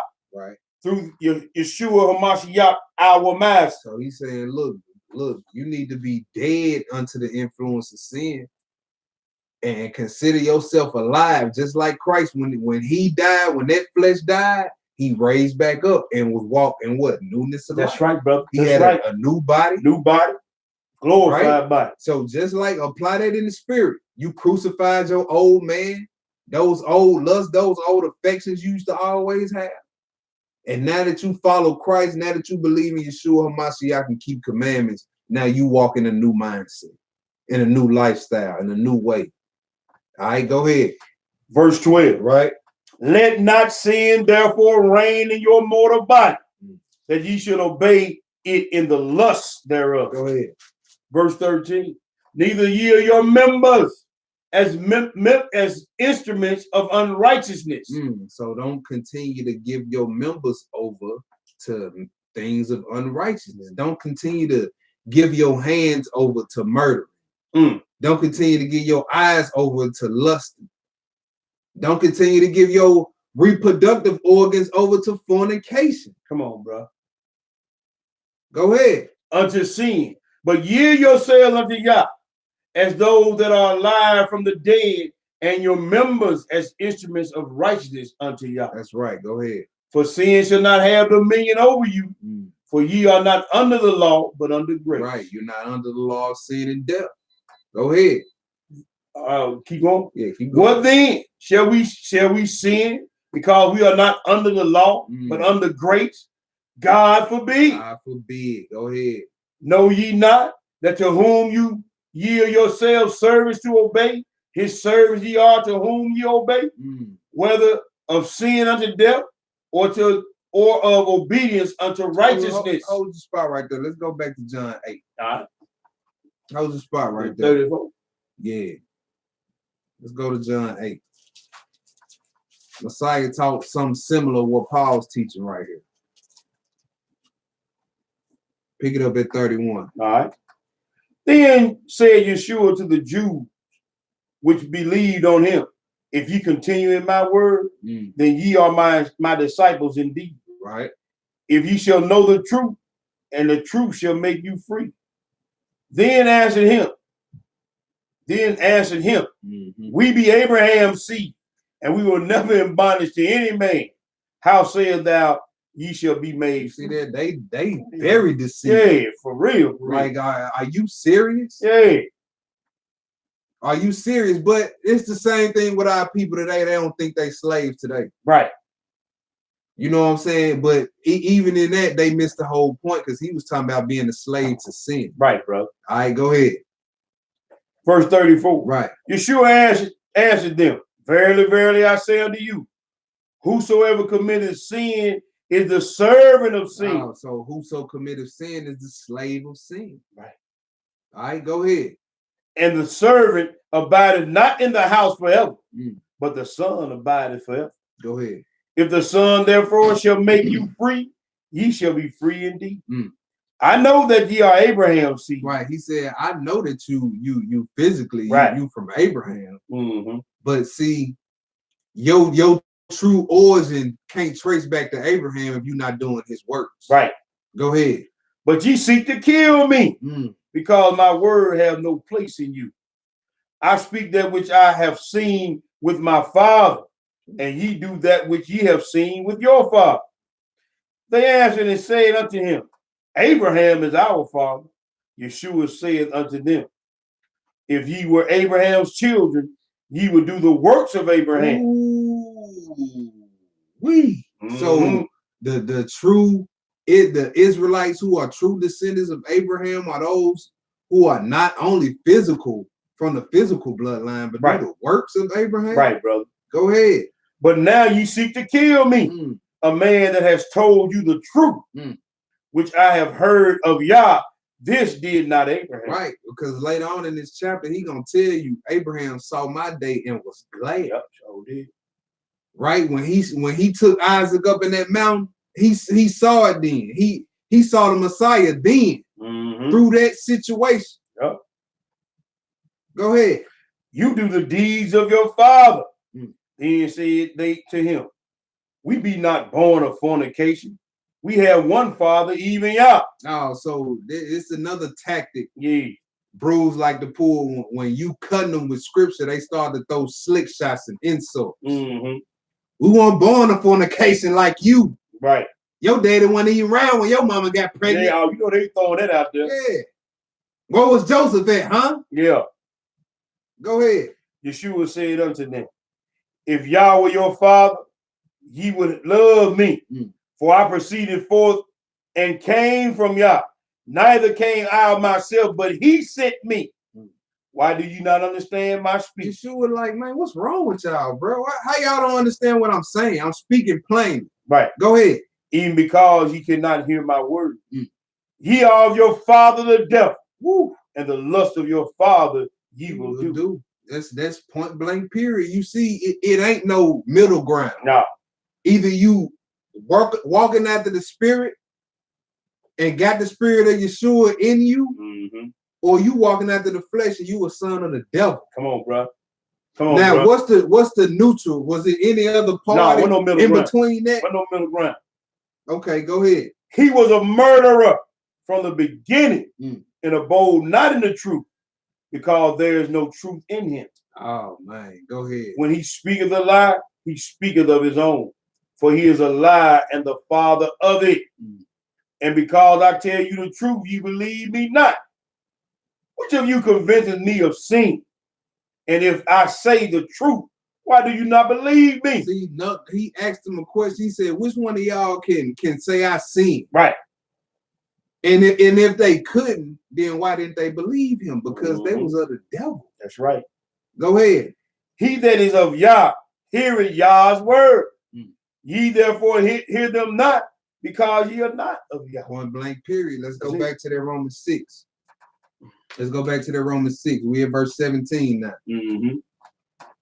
But Yah be thanked Mm. that ye were the servants of sin. You were slaves of sin. You were servants of sin. Go ahead. But ye have obeyed from the heart Mm. that form of doctrine, Where you obeyed from? the form of doctrine, which From was the heart. delivered It from said the heart. you obeyed from the heart. You see that? We read earlier, Sirach 27:5, the test of man is in his thought process, or the trial of man is in his reasoning. Right? So now that you overcoming sin, you've been fighting, and now you obey from the mind that form of doctrine. Go ahead. Being then made free from sin, Right? ye became the servants of righteousness. See, you've been made free from sin, free from the law of sin and death. Go ahead. I speak after the manner of men because of the infirmity of your flesh. Right. For as ye have yielded your members servants to uncleanness, to iniquity unto iniquity, even so now yield your members servants to righteousness unto holiness. For when ye were the servants of sin, ye were free from righteousness. What fruit had ye then in those things whereof ye are now ashamed? For the end of those things is death. You see that? The end of those things is death. Go ahead. Even though it may temporarily feel good, right? Just know you ain't died yet, so you ain't met the end of those things yet. So you need to get right. Go ahead.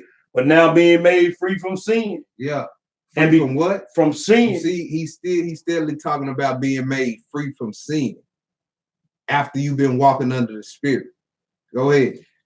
And become servants of Yah, ye have your fruit unto holiness, and the end everlasting life. Right. Go ahead. For the wages of sin is death, but the gift of Yah is eternal life through Yeshua HaMashiach, our Lord. All right, let's go right on into Romans 7. Pick it up in verse 7. All right. What shall we say then? Is the law sin? Yah forbid. So is the commandments sin? Now, Paul says law throughout all his letters, but he's rarely ever talking about the same thing. Right. You know, sometimes he is, sometimes he's not. You just gotta know what context you reading in. But he finna tell you what law he talking about in the next verse. Right. All right, go ahead. What shall we say then? Is the law sin? Right. Yah forbid. God forbid. Nay, I had not known sin but by the law. So the commandments point out what sin is. Go ahead. For I had not known lust, except the law had said, thou shalt not covet. Right. But sin, taking occasion by the commandment, wrought in me all manner of concupiscence. For without the law, sin was dead. For I was alive without the law once. But when the commandment came, sin revived and I died. And the commandment which was ordained to life, I found to be unto death. Right. For sin, taking occasion by the commandment, deceived me, and by it slew me. Wherefore the law is holy, and the commandment holy, and just, and good. All right, so Paul admitted that the law is holy, the commandment holy, is just, and is good. Right. Right? It ain't nothing wrong with the law, but every time I get ready to keep the law, some in me says don't keep the law. Right. Go ahead. Was then that which is good made death unto me? God forbid. God forbid. The 10 commandments is not death. Go ahead. But seeing that it might appear sin, working death in me by that which is good. See that? He said, that's the sin in me. That's the death. Go ahead. That sin by the commandment might become exceeding sin. For we know that the law is spiritual, but I am carnal, sold under sin. Right. So he's saying, look, the law is spiritual, or rules. It can rule a man's spirit. He said, but I'm carnal. I'm sold under sin. Let's get more into what he's talking about. Let's keep reading. Verse 15. Right. For that which I do, I allow not. For what I would that I do not, but what I hate that I do. So he like, man, look, the things that I hate and the things that I ain't supposed to be doing, that's what I'm doing. Right? And the things that I'm supposed to be doing, I cannot find it within me to do this. And Paul's trying to figure out why. What is this that's making me do the things that I don't want to do?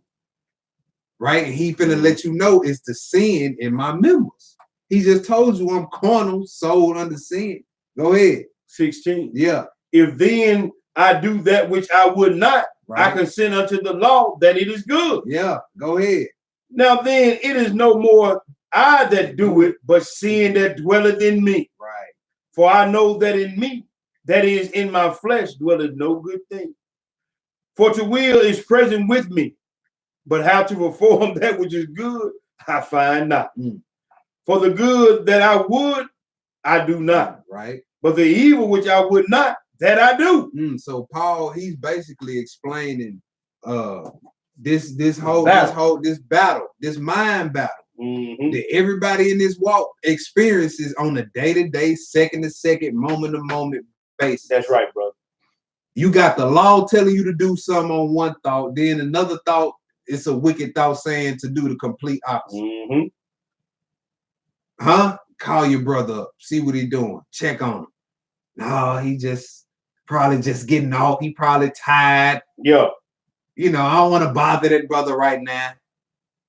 You see what I mean? That's something righteous that was put on your mind to do. Right. That was the spirit telling you to do that. That's right, bro. And you said no. Like we've been put on this earth to do righteous works. So when we get righteous inspirations, why don't we act on them? Why do we just sit there and simmer on the wicked inspiration? Huh? Romans 1 said when they thought not to retain Yah, yes, sir. In their knowledge, he turned them over to their affection. Yeah, reprobate. See, don't get to the point to where you ain't even retaining him in your knowledge no more. Like you don't even. It's nothing for you to ignore righteous inspiration now. You don't want to get to that point. No, sir. Trust me. Go ahead. Verse 19 again. Right. For the good that I would, I do not. But the evil which I would not, that I do. That I do. Now, if I do that I would not, it is no more I that do it, but the sin that dwelleth in me. Right. I find then a law. All right. He said, I find then a law. Now, that can be a rule of action of your being. That's what he's talking about. He said, look, I then find a rule of action in my being. Go ahead. That when I would do good, evil is present with me. Every time I want to do good, evil is right there saying, don't do good, do evil. That's your evil nature inside of you. That's your carnal mind. Go ahead. For I delight in the law of Yah, after the inward man. That's right. But I see another law in my members. He said, look, I want to keep this law that was planted in me. He said, but I see another law in my members, another rule of action in my members, telling me don't keep the law. Go ahead. Warring against the law of my mind. Right. And bringing me into captivity to the law of sin, which is in my members. O wretched man that I am, who shall deliver me from this body of this death? Man, go ahead. Finish that out. I thank Yah through Yeshua HaMashiach, our Lord. Right. So then with the mind, I myself serve the law of Yah, but with the flesh, the law of sin. See, that's why he was saying if you walk in the spirit, you are not under the law of sin. Right? Because you're not displaying the works of the flesh if you walking under the spirit. That's why you're not under the law of sin. All right, so let's go to 2nd Ezra 3. All right. Let's go to 2nd Ezra 3. 2nd Ezra 3. Because Paul said the law is spiritual. He said, and I thank Yah with the mind. He said, I thank Yah with the mind. I keep let me go back and read it. I don't want to butcher that. I thank God through Yahushua Mashiach, our Lord. So then with the mind, I myself serve the law of Yah, but with the flesh, the law of sin. Right. All right. So now let's go to 2nd Ezra chapter 3. And then let's read 17 through 22. All right. Yeah, 17 through 22. And it came to pass that when thou leddest his seed out of Egypt, Yeah. thou broughtest them up to the Mount Sinai, and bowing the heavens, thou didst set fast the earth, movest the whole world, and made the depths to tremble, and troubled the men of that age. Right. And thy glory went through 4 gates of fire, and of earthquake, and of wind, and of cold, that thou mightest give the law unto the seed of Jacob, and diligence unto the generation of Israel. Right. And yet tookest thou not away from them a wicked heart. All right. So now we going back into the mind, y'all. And he gonna let you know that he planted the law in our minds, right? But also on the inside of us is what? An evil nature, right? That law warned in our members. So you got the law that's in us, then you got the evil nature. Come on, bro. Go ahead. That the law might bring forth fruit in them. Right. For the first Adam bearing a wicked heart transgressed and was overcome, and so be all they that are born of him. Thus infirmity was made permanent, and the law also in the heart of the people. Right. With the malignity. The who? Malignity. Let's get this word malignity. Malignity. I'm pulling it from the New Testament. It is G2550. And it says bad character, depravity of heart and life, malignant subtlety, malicious craftiness. Right? Strong's definition, bad character, especially mischievous, malignity. So that evil nature, a bad nature or evil nature. Right. And when somebody say you got a malignant tumor, that means it's cancerous. It means it's destroying you. Yeah. Yep. Go ahead. Malignity of root, so that the good departed away and the evil abode still. That sounds like what Paul was just saying. Come on, bro. You see, he was saying that, you know, those things that I don't want to do and that I'm not commanded to do, that's what I'm doing. And he said, those things that I want to do and commanded to do, that I'm not doing. Right here, he just said that the evil stayed and the good departed away. Because of what? The malignity of the root. Come on, bro. Go ahead. 23. So the times passed away. And the years. That was it on that? That was it on that? Yeah, that was it. Okay. That's 22. Yeah. Let's go to Ephesians 5:1-9. All right. Ephesians 5:1-9.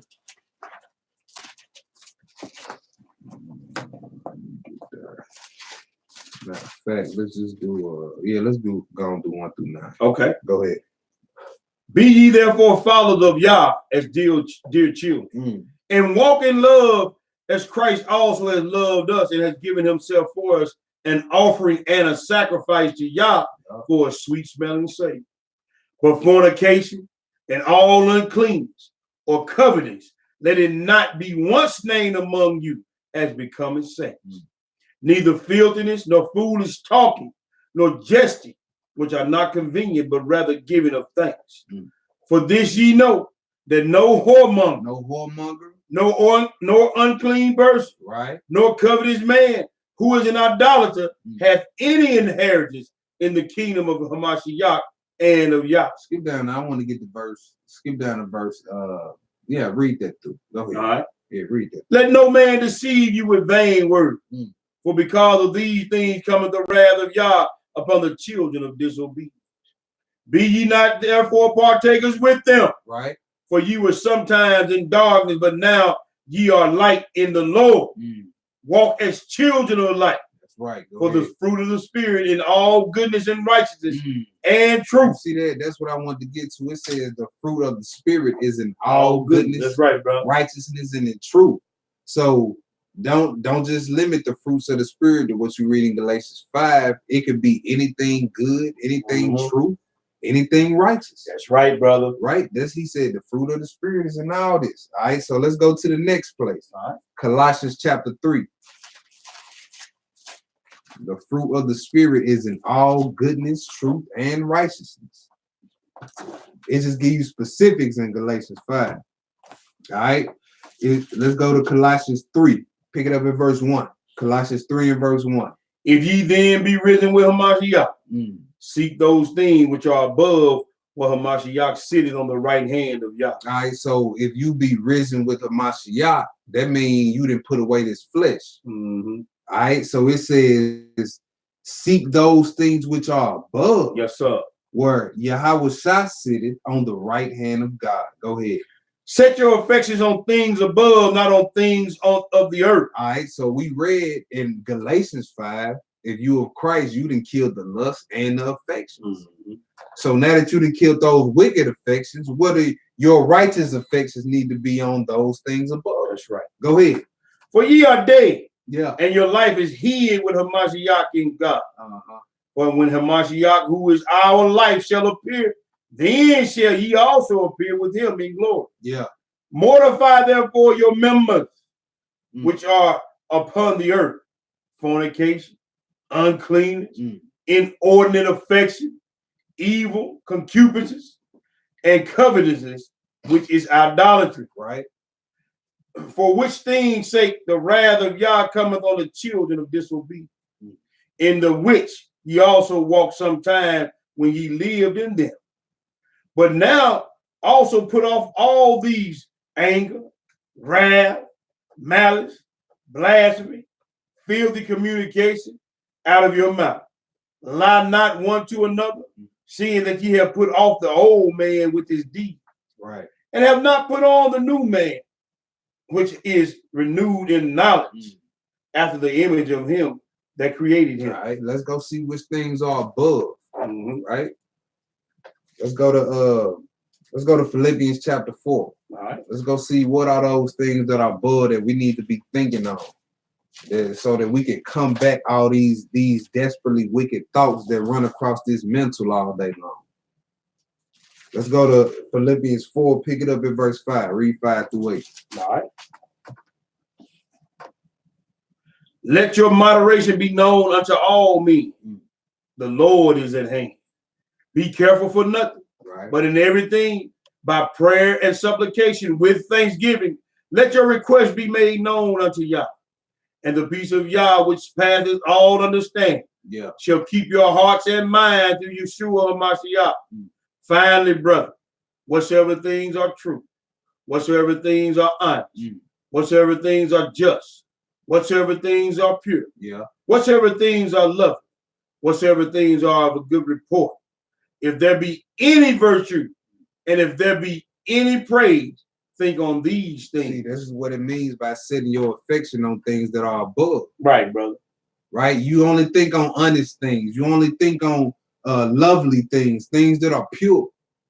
Right? You don't think about running through 100 women a day. Come on, bro. You don't think about rolling up 200 blunts a day, drinking 340s a day. Huh? Think on things that are above. Let's go to the next spot. Let's go to Proverbs 15 and 24. All right.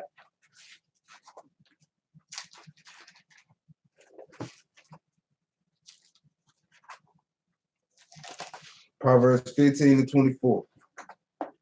The way of life is above. The way of life is where? Above to the wise. Okay, go ahead.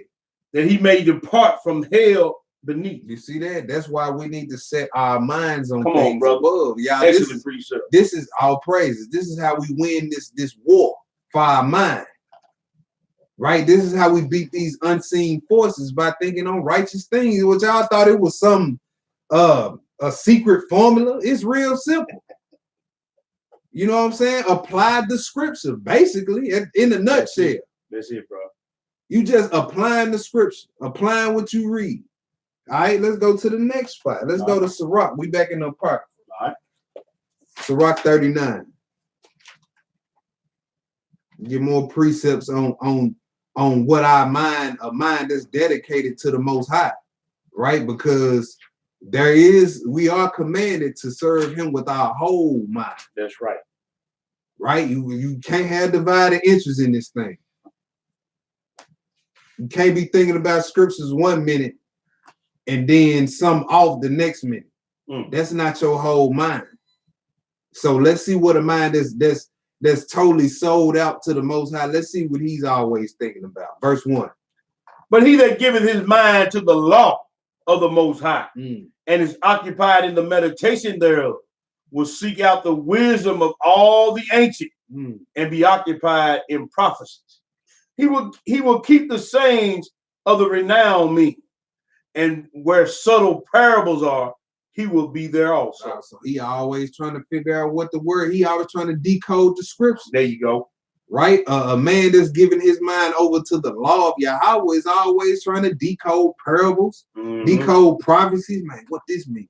What this mean? Always research. That's it, bro. In the 66, in the lost books, in history, wherever. Well, we don't call them lost books. No. That's dead old term. Because we got them. We got them here. All these books up here.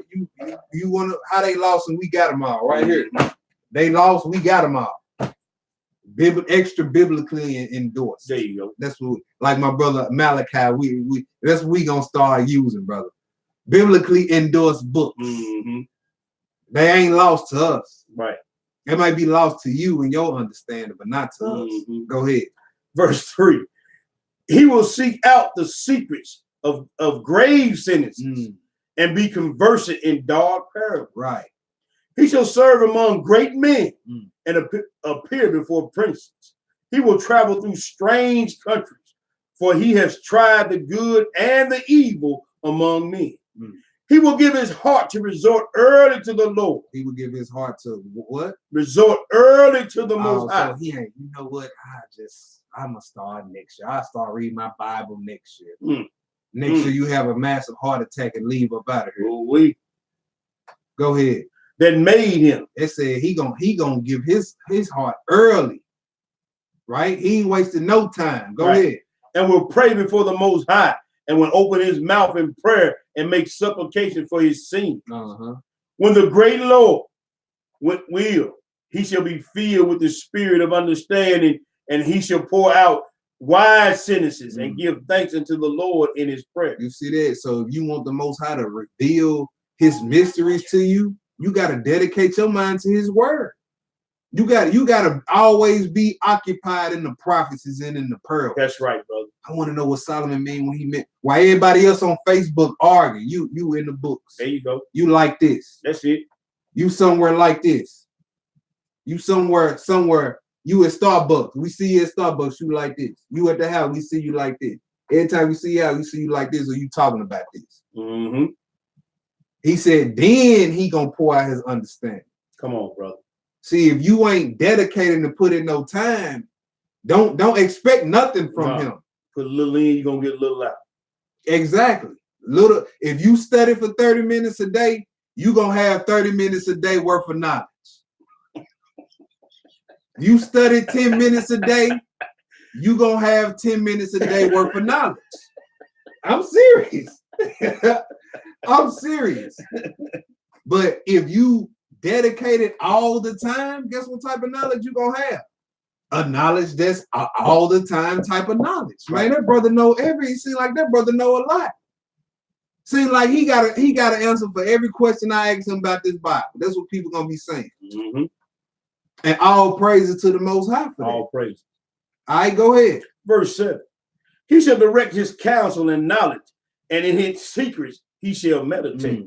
Go ahead. He shall show forth that which he had learned, and shall glory in the law of the covenant of the Lord. Oh, so he's not gonna keep it to himself. No. Okay, go ahead.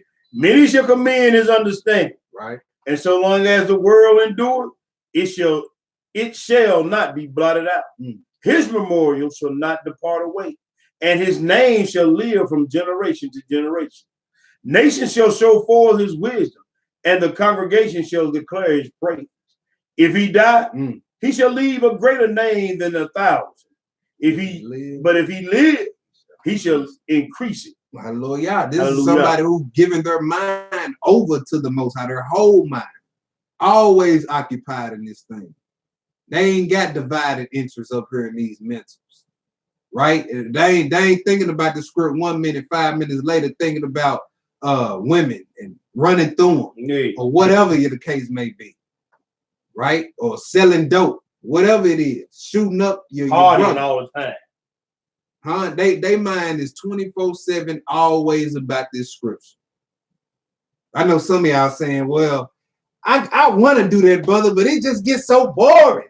But then you don't love the word of the Most High. Yeah, you don't. We just read it. You don't give his thought his whole life to it. You need the gut check. You need a gut check if you get to saying stuff like that.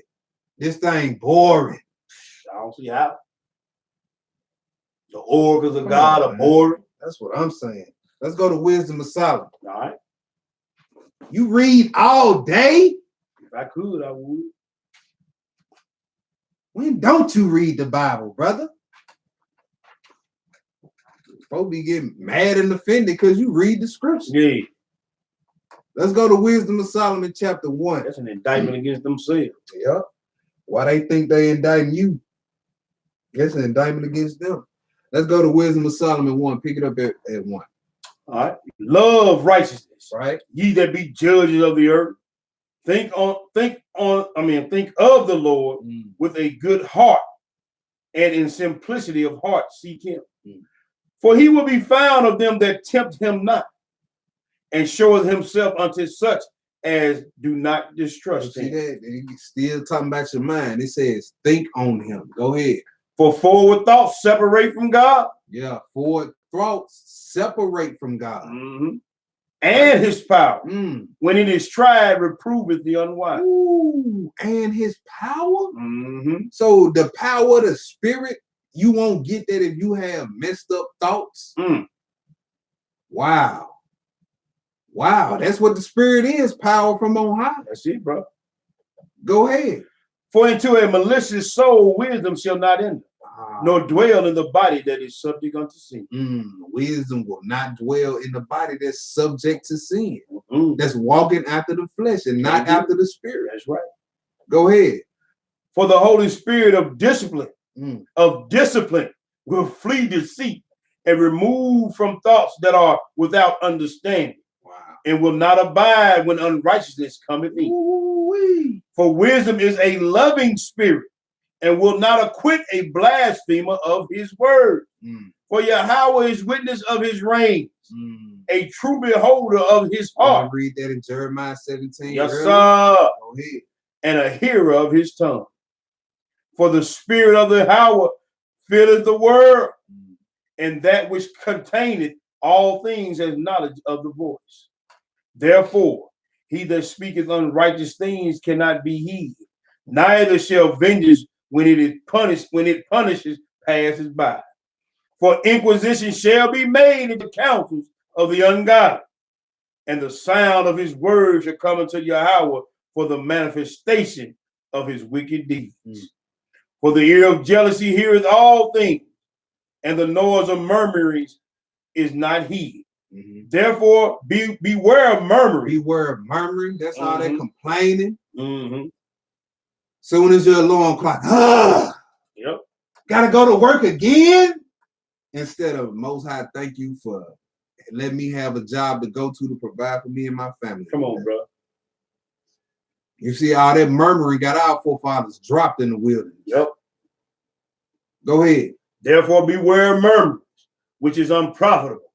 And refrain your tongue from backbiting, for there is no word so secret that shall not go for naught. Go for naught. There is no word so secret that should go for nothing. Matthew 12, every vain word. You're gonna be held accountable for every vain word. Go ahead. Brother. And the mouth that belies slayeth the soul. Seek not death in the era of your life,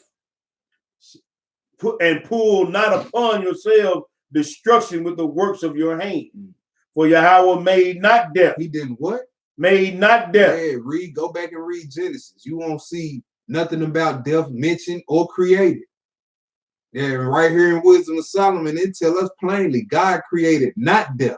You see, that's stop all the fat mouthing. Well, if he's God, why did he create us if he knew we was gonna sin? If he knew we was gonna die? No, he didn't. See, you don't know what you're talking about. Brought it on ourselves. He didn't create death. You did. Go ahead.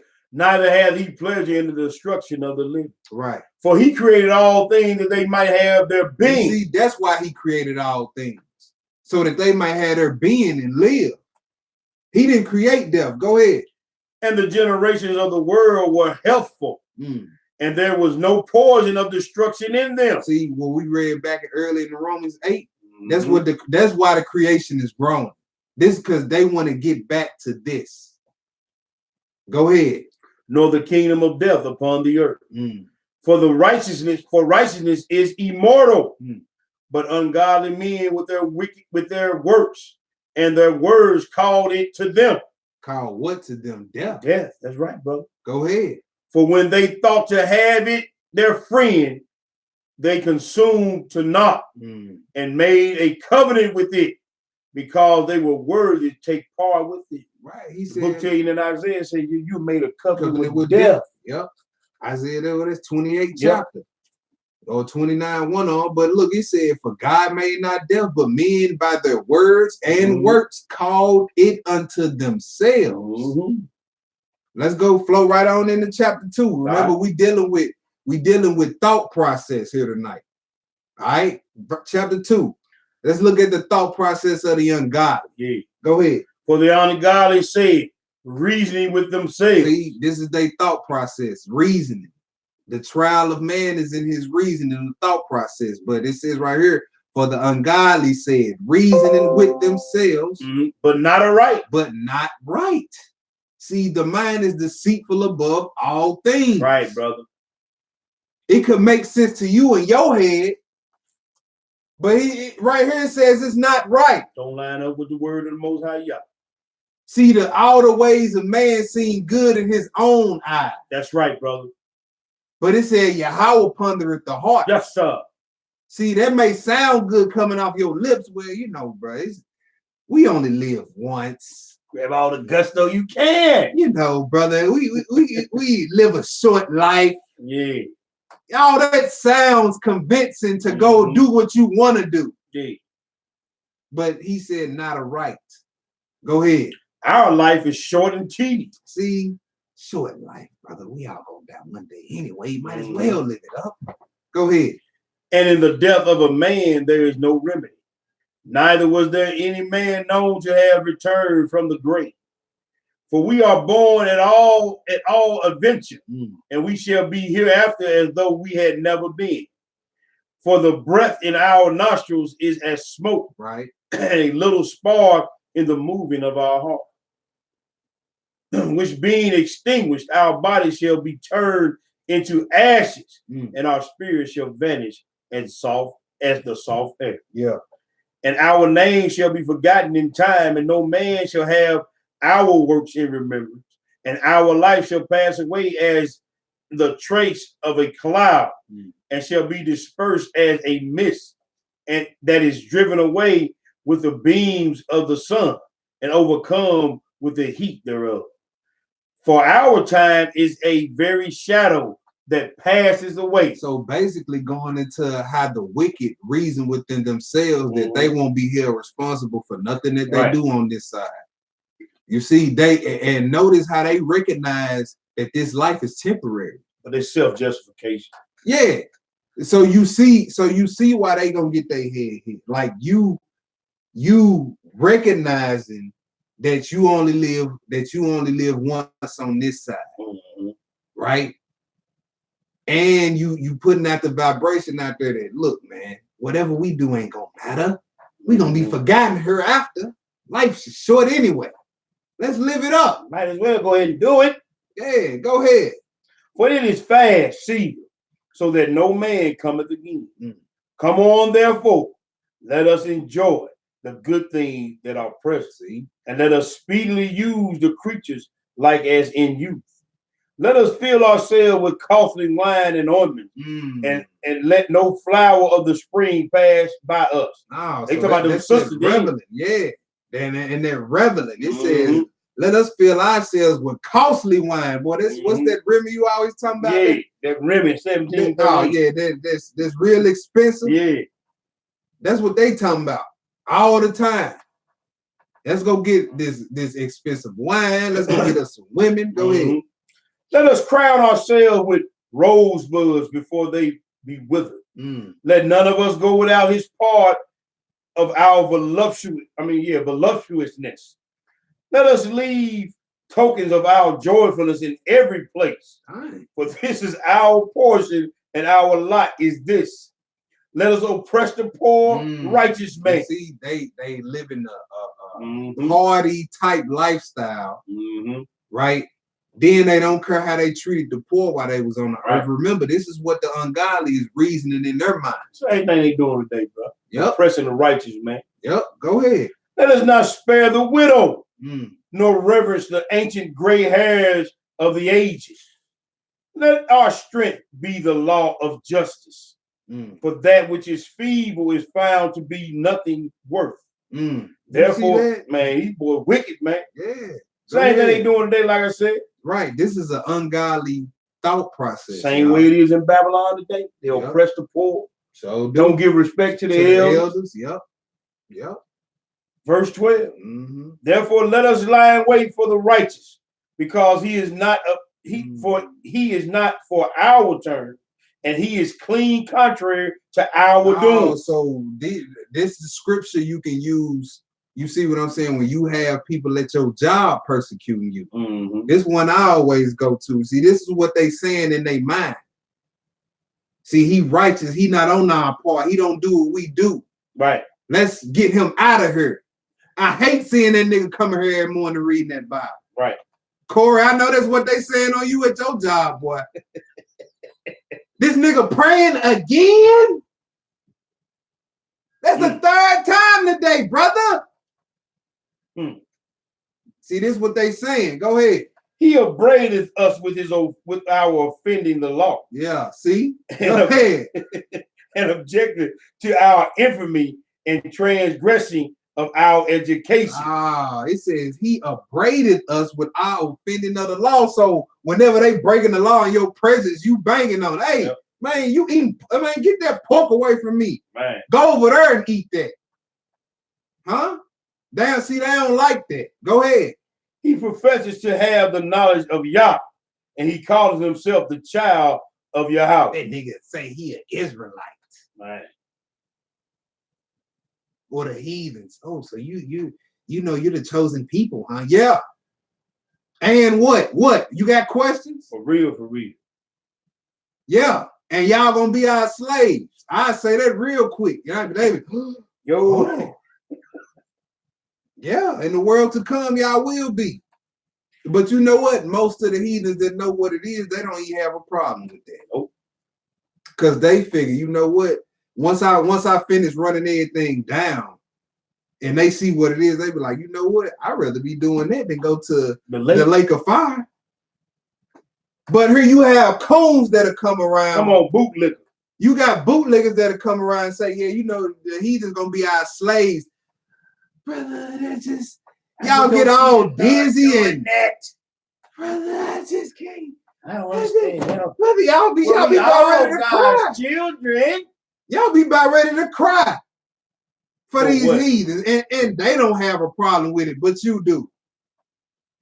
Brother, it just sounds like y'all saying. No, they ain't saying nothing. But the brother, I just can't believe God will have us all on an unequal plane. Look, get real. For real, for real. Get real. Go ahead. 14. Yeah. He was made to reprove our thoughts. He is grievous unto us, even to behold, for his life is not like other men's. His ways are of another fashion. We are esteemed of him as counterfeit. See, look, they know. Yeah, Romans 2 and 9, Revelation 2 and 9, Revelation 3 and 9. Yep. We know you counterfeit. And you know that we know you counterfeit. Get mad if you want. Yep. Go ahead, finish that. He abstaining from our way, from filthiness. Ooh. He pronounces the end of the just to be blessed, and maketh his boast that Yahweh is his. You see father. That now? Don't we all ain't this people on your job right here? Man, he doing what we doing. Yeah. He ain't coming to the Christmas party. Look, that nigga think he hell no, ain't coming to no Christmas party. He think he better than everybody. Go ahead. Let us see if his words be true, and let us prove what shall happen in the end of him. And see, they eventually gonna start testing me. Yeah. I'm gonna give him some food and tell him it's some steak and it's really a pork chop. Yeah. I'm questioning See if he gonna everything. eat it. See if he gonna eat it. Look, if somebody in the faith come up out that's not in the faith offer me some food, I'm saying no anyway, just to be on the safe side. If I can't look at it and tell that it's chicken, yeah, or whatever the case, nah. In the 586. Right. And 586 is a hefty bag. Yeah, garbage can. Exactly. Just in case anybody want to know what 586 was. Yeah. Go ahead. 18. Yeah. For if the just man be the son of Yah, he will help him, yeah, and deliver him from the hands of his enemy. Let us examine him with despitefulness and torture, that we may know his meekness and prove his patience. That's right. Let us condemn him with a shameful death, for by his own saying he shall be respected. Such things they did imagine and were deceived. He said, see, the ungodly, they imagine all these things and were deceived by it. You see, all the way from the thoughts of, well, nothing we do on this earth here matters anyway. Let's just go fill the earth with our tokens. Let's just go get costly wine. See, that's you deceiving yourself. That's deception. Let's go oppress the poor. Let's go dog out the elders. That's deception. You deceiving yourself. Right, brother. It started out, it said they reasoned with themselves, but not aright. Go ahead. Such things they did imagine and were deceived, for their own wickedness has blinded them. As for the mysteries of Yah, they knew them not. Neither hope they for the wages of righteousness, right? Nor discern the reward for blameless souls. For Yah created man to be immortal. He did what? For Yah created man to be immortal. Oh, so he didn't create man to die. Why did he make us if we were just gonna die? See, first it said he didn't create death. Right, bro. Then it said he created all things to have their being. Then right here it says he created man to be immortal. And made him to be an image of his own eternity. In his own eternity. Now that's heavy there. That's heavy there. Wow. From everlasting to everlasting. Yeah, so that kills that naysaying point. Why didn't he create us if he knew we was all just gonna die? Well, first of all, he didn't create you to die. Right. You bought that on yourself. Go keep reading though. Verse 24. Yeah. Going all the way back to Genesis right here. Nevertheless, through envy of the devil came death into the world. Wow. And they that do hold his side do find it. That's a lick right there, bro. Woo! That's a lick right there. So that sounds what we've been reading pretty much all night in Romans. The wages of sin is death. To be carnally minded is death.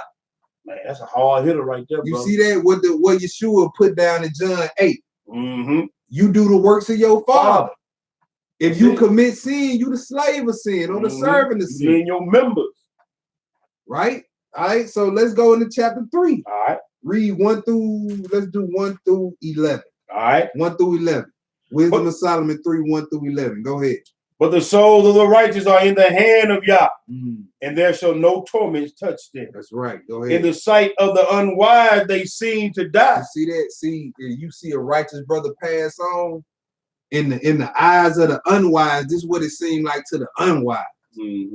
Go ahead. They seem to die, and the departure is taken for misery. Man, he went out. He caught cancer. Servant, if the Lord was real, why he let him go out like that? Huh? Go ahead. And they're going from us to be utter destruction. But they are really going on. But they in peace. You see that? If you righteous, you in peace.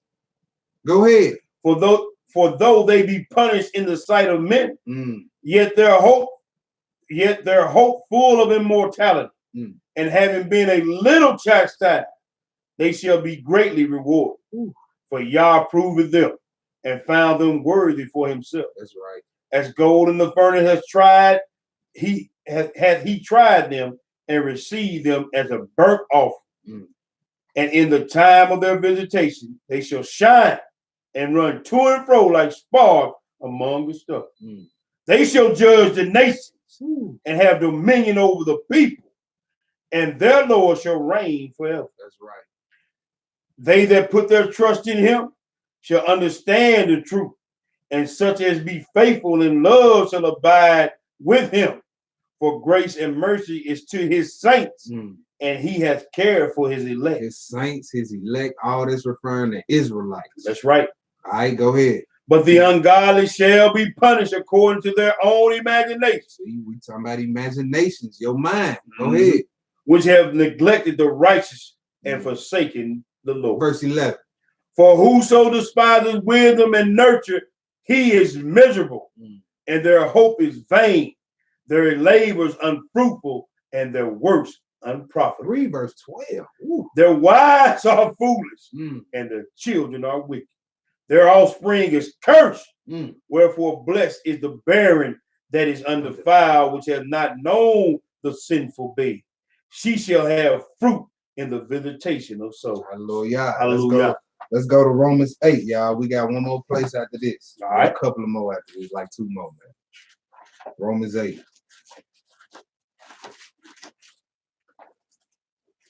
Romans 8. Let's do let's get 34 through 39. All right. 34 through 39.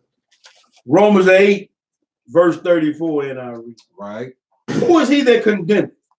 Is it Hamashiach that died, yea, rather, that is risen again, who is even at the right hand of the Father, Yah, who also maketh intercession for us? Who shall separate us from the love of Hamashiach? Shall tribulation? Oh, so tribulation separate us from the love of Christ? No, sir. Go ahead. Or distress, or persecution, or famine, or nakedness? Ain't enough food. I ain't hardly got no clothes. Huh? Is these little trivial things gonna keep us from being focused on the kingdom? Go ahead. Or peril, or sword, or death, even death. Go ahead. As it is written, for thy sake we are killed all the day long. We are counted as sheep for the slaughter. Nay, in all things we are more than conquerors. Hold on, we are what? More than conquerors. You hear that? We already got the victory in this war. Yes, sir. You see that? So not only we didn't learn who our enemies is, we didn't learn our armor to fight our enemy, right? We didn't learn how to use our weapons. Where to go to use our weapons, the scripture. And now we've been told we already got the victory.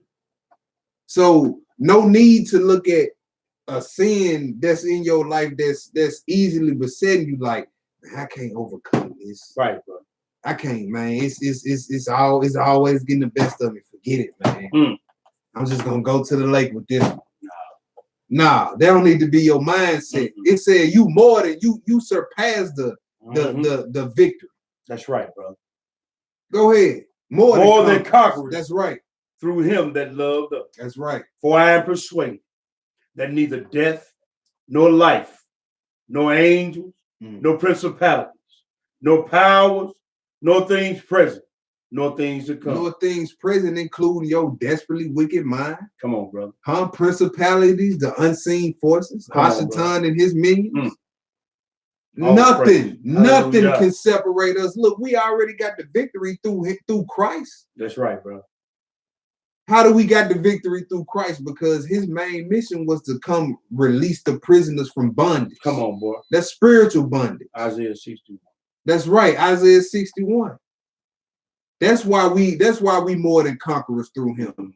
Because he came and put the works of the flesh and of Satan down. Yes, sir. Go ahead. Nor height, nor depth. That's right. Nor any other creature shall be able to separate us from the love of Yah, which is in Christ Jesus, our Lord. All right, let's go to Hebrews chapter 12. Hebrews 12.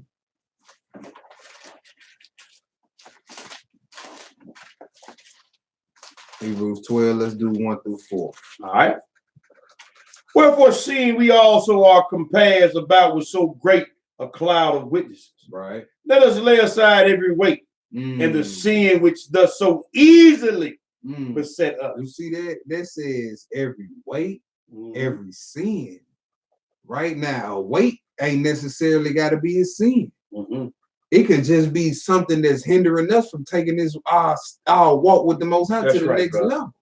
That's right, brother. Right? It could be something as like eating. Right? Some could be in your spirit telling you to fast. You need to fast. You need to fast, but you still eating. Huh? That could be a weight. Or smoking. You know what? I would fast, but dang, I ain't gonna be able to smoke. You see, that's a weight. It ain't necessarily a sin, but it's hindering you. It could be Most High probably trying to reveal something major to you. Come on, bro. Probably trying to take you to the next level. Probably trying to give you healing power, resurrecting power. Huh? Come on. That's why Paul's saying, look, let us lay away the sins that always tripping us up and these little hindrances, man. Come on, bro. These little weights. Go ahead. And let us run with patience the race that is set before. You see, you can't run if you being held down by weights and sin. How you gonna run being held down? Go ahead. Looking unto Yeshua, the author and finisher of our faith. Right, and you running with your head up. You're not running with your head down. That's it. You running, looking towards the author and finisher. Go ahead. Who for the joy that was set before him endured the cross, despising the shame, and is set down at the right hand of the throne of Yahweh. What do you mean the joy that was set before him on the cross? He was looking past the cross. That's right, brother. At the joy that was set before him. Yes, sir. Go ahead. For consider him that endured such contradiction of sinners against himself, lest ye be wearied and faint in your mind. That's right. Go ahead. Ye have not resisted under blood, striving against sin. All right. You want to get this Jasher? Yeah. Let's get this. Let's go to 2 Corinthians 11 first. All right. I just wanted to show this the last two spots. And I just wanted to show, you know what I'm saying, how your main enemy is a shapeshifter. Good. All right, yeah, I'm finna grab this Jasher for you. I already got it. You got it? Yeah, okay. I got it. Yeah. Right. Your enemy is a shapeshifter, a transformer. Right? So we've been dealing with the mind for the most part. We dealt with Satan a little bit at the beginning. Then we're gonna close it out dealing with him just to show you more of his tactics and how he rolled. All right, let's go to 2 Corinthians 11, and then let's just do 13 through 15. All right. For such are false apostles, right? Deceitful workers, transforming themselves into the apostles of Christ. And no marvel, for Satan himself is transformed into an angel of light. Therefore, it is no great thing if his ministers also be transformed as the ministers of righteousness, whose end shall be according to their works. All right, so it says Satan transforms, right? Switches forms, basically. All right, he's a shapeshifter. So let's go look at it. Let's go look at Jasher, the book of Jasher, y'all. Jasher chapter 23. We're not gonna read this whole story. We're gonna look at Satan and how he tempted Abraham and Isaac when they went up to do the sacrifice. Can y'all still hear us on YouTube? My phone just freezed out on YouTube. For real, let me see. Can y'all still hear us on YouTube? Seems like it's still counting down. But my phone. Put a 7 up if y'all can hear us on YouTube. If y'all still can hear us on YouTube, somebody put a 7 up in the chat. Check it out. My phone just freezed out.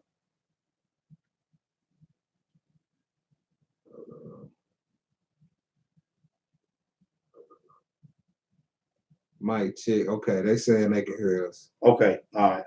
Check. Okay, I bet. All right, so no more. Just my ragged phone. All right, so we in Jasher the 23rd chapter, y'all. This is the last spot. Let's do 20. Let's pick it up at 25. Jasher 23.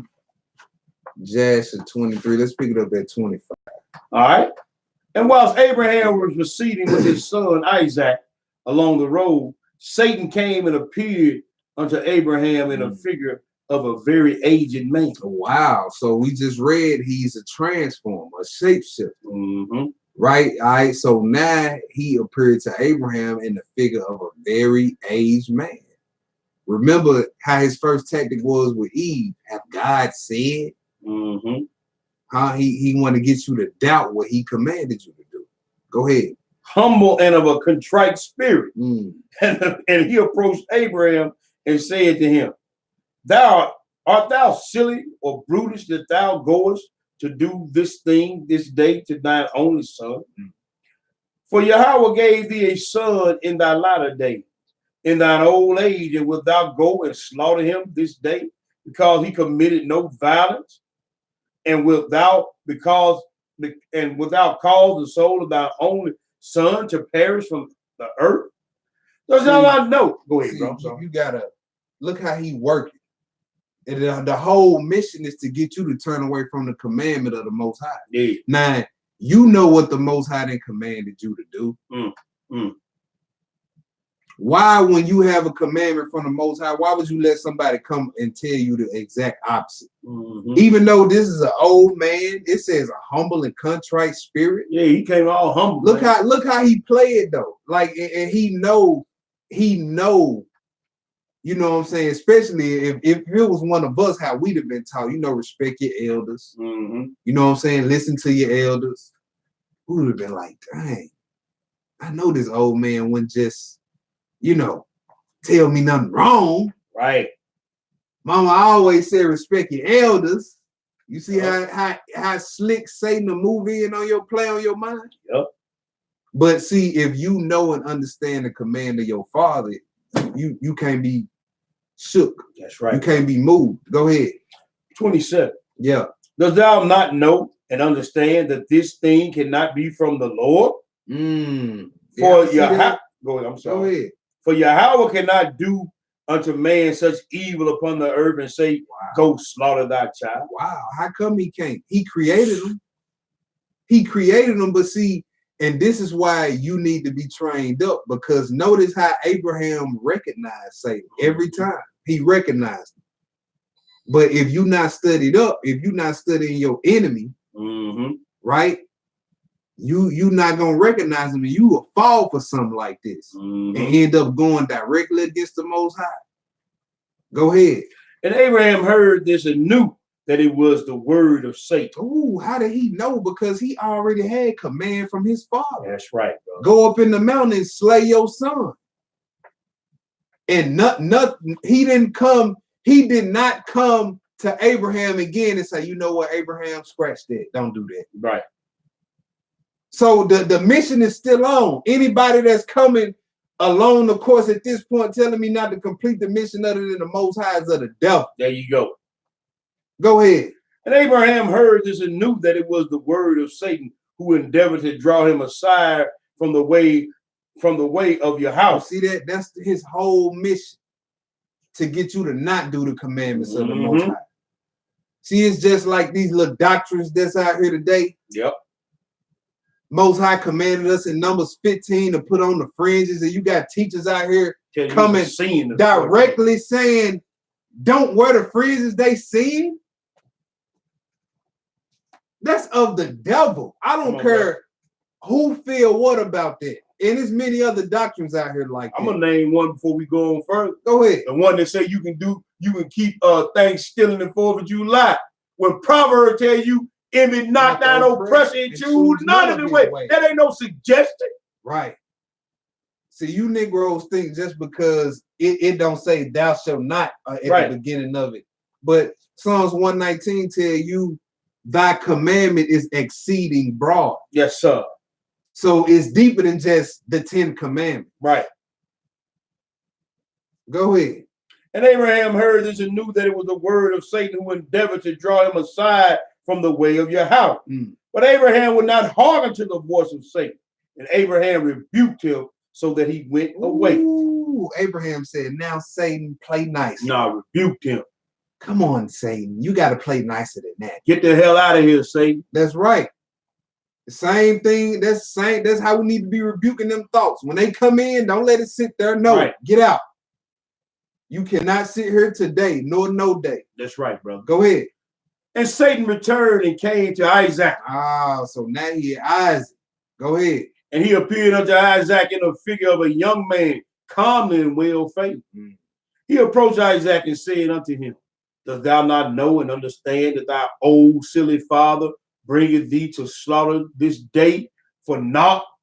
Now therefore, my son, do not listen nor attend to him, for he is a silly old man, and let not thy precious soul and beautiful figure be lost from the earth.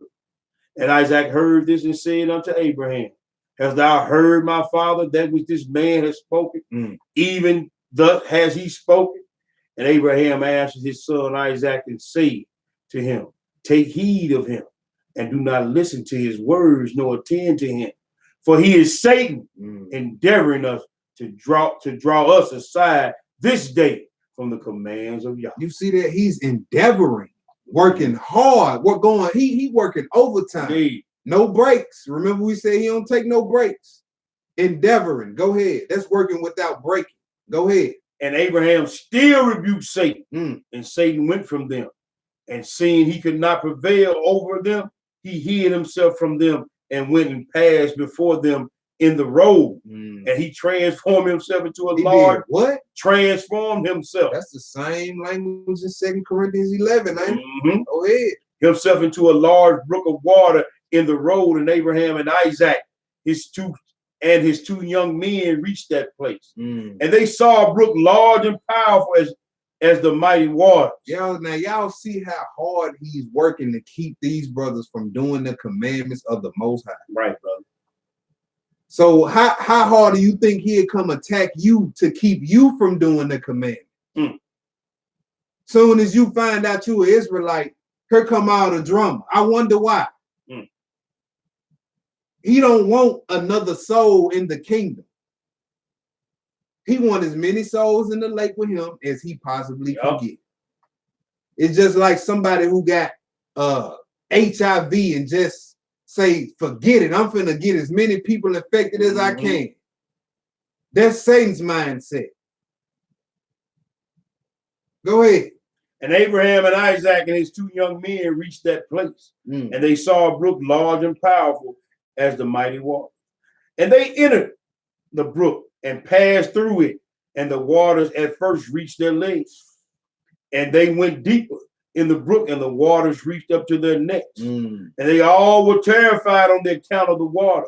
And while they were going over the brook, Abraham recognized that place that he knew that there was no water there before. See, just be still for a minute and pay attention to what's going on around. You'd be like, hold on, this is a test. Nah, I ain't falling for that. Y'all rebuke thee, Satan. Right. Get thee behind me. Yes, sir. See, yeah, you might get a little flustered, but just take a second and breathe and pay attention. That's be like, right, oh, hold on. I've been reading scriptures about the tongue, and now somebody just almost provoked me to cuss them out. This is a test. Satan, get thee behind me. Now, I know what this is. See, you got to be able to recognize your enemy. That's right, brother. Go ahead. And Abraham said unto his son Isaac, I know this place in which there was no brook nor water. Now, therefore, it is this Satan who does all this to us to draw us aside this day from the commands of Yahweh. See, now if Abraham got all emotional, he wouldn't have recognized. Right. They probably would have drowned. But he took a second, stood still. Wait a minute. There wasn't no water here at first. This Satan. Told you he come for at least 3 rounds. That's right, bro.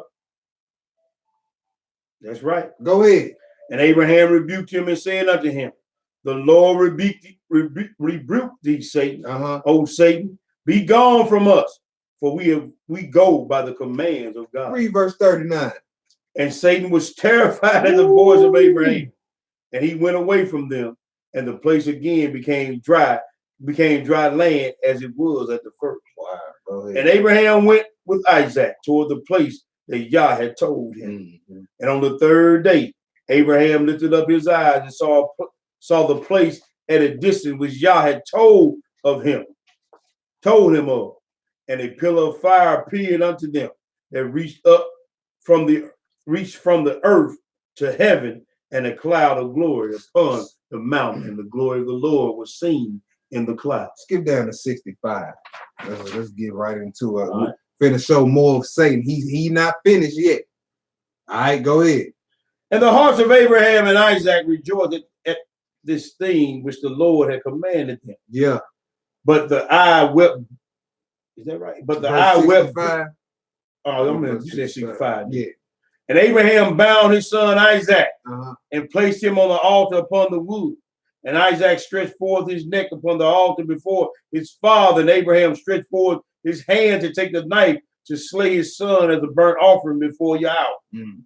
And at the time, the angels of mercy came before the Lord and spake unto him concerning Isaac, saying, O Lord, thou art merciful and compassionate, king over all that thou hast created in heaven and in earth, and thou supportest them all. Give therefore ransom and redemption instead of thy servant Isaac, and pity and have compassion upon Abraham and Isaac his son, who are this day performing thy command. Hast thou seen, O Lord, how Isaac, the son of Abraham, thy servant, is bound down to the slaughter like an animal? Mm. Now therefore let thy pity be roused for them, O Yahweh. Go ahead. And at the time the Lord appeared unto Abraham and called him from heaven and said unto him, lay not thine hand upon the lad, neither do anything unto him. For now I know that thou fearest Yahweh in performing this act, and will not withhold thy son, thine only son, from me. And Abraham lifted up his eyes and saw, behold, a ram was caught in a thicket by his horns. That was the ram which the Lord God had created in the earth in the day that he made earth and heaven. That's So a heavy hitter. He already had that ram on the earth. Yeah, that's a heavy hitter right there. Go ahead. For Yahweh had prepared this ram from the day that to be a burnt offering instead of Isaac. This ram was advanced to Abraham when Satan caught hold of him and entangled his own horns in the thicket, that he might not advance to Abraham, in order that Abraham might slay his son. All praises to the Most High. That was the end of the lesson. You see what I'm saying? If you keep reading, you'll see he kept on. He kept on coming. Right? But now we see how we supposed to win this battle within our mind. And that's constantly display the fruits of the spirit, constantly display on keep our mind on heavenly things, right? Going to the scripture whenever we tempted, whether it's in our mind or through a person. You see what I'm saying? Because all of it is spiritual. Right. You know what I'm saying? Your thoughts is spirit. Your words is spirit. You know what I'm saying? Use your words to fight these wicked forces, these wicked thoughts, y'all. Use this word, this weapon. You know what I'm saying? But that was the lesson of all praises to the Most High. That was overcoming and fighting sin reloaded, y'all. Reloaded, brother. All praises to the Most High. Shabbat Shalom. Shabbat Shalom. We want to thank all our brothers and sisters for continuing to support us, listening, sharing, liking us on Facebook, on YouTube. We love y'all. We pray that you have a blessed Shabbat day, blessed Shabbat night tonight, and a blessed Shabbat day tomorrow morning. Right. And as always, all praise, honor, and great glory is unto our power. That's right. The power of Abraham, the power of Ishaq, and the power of your coach. To our brothers and sisters in the faith, as always, we salute you. We love y'all. Happy Sabbath. We're going to holler at y'all one more again on the other side. Peace. Shalom. All praise to Bahashem Yeshaya. Walk like guidance. Yeah.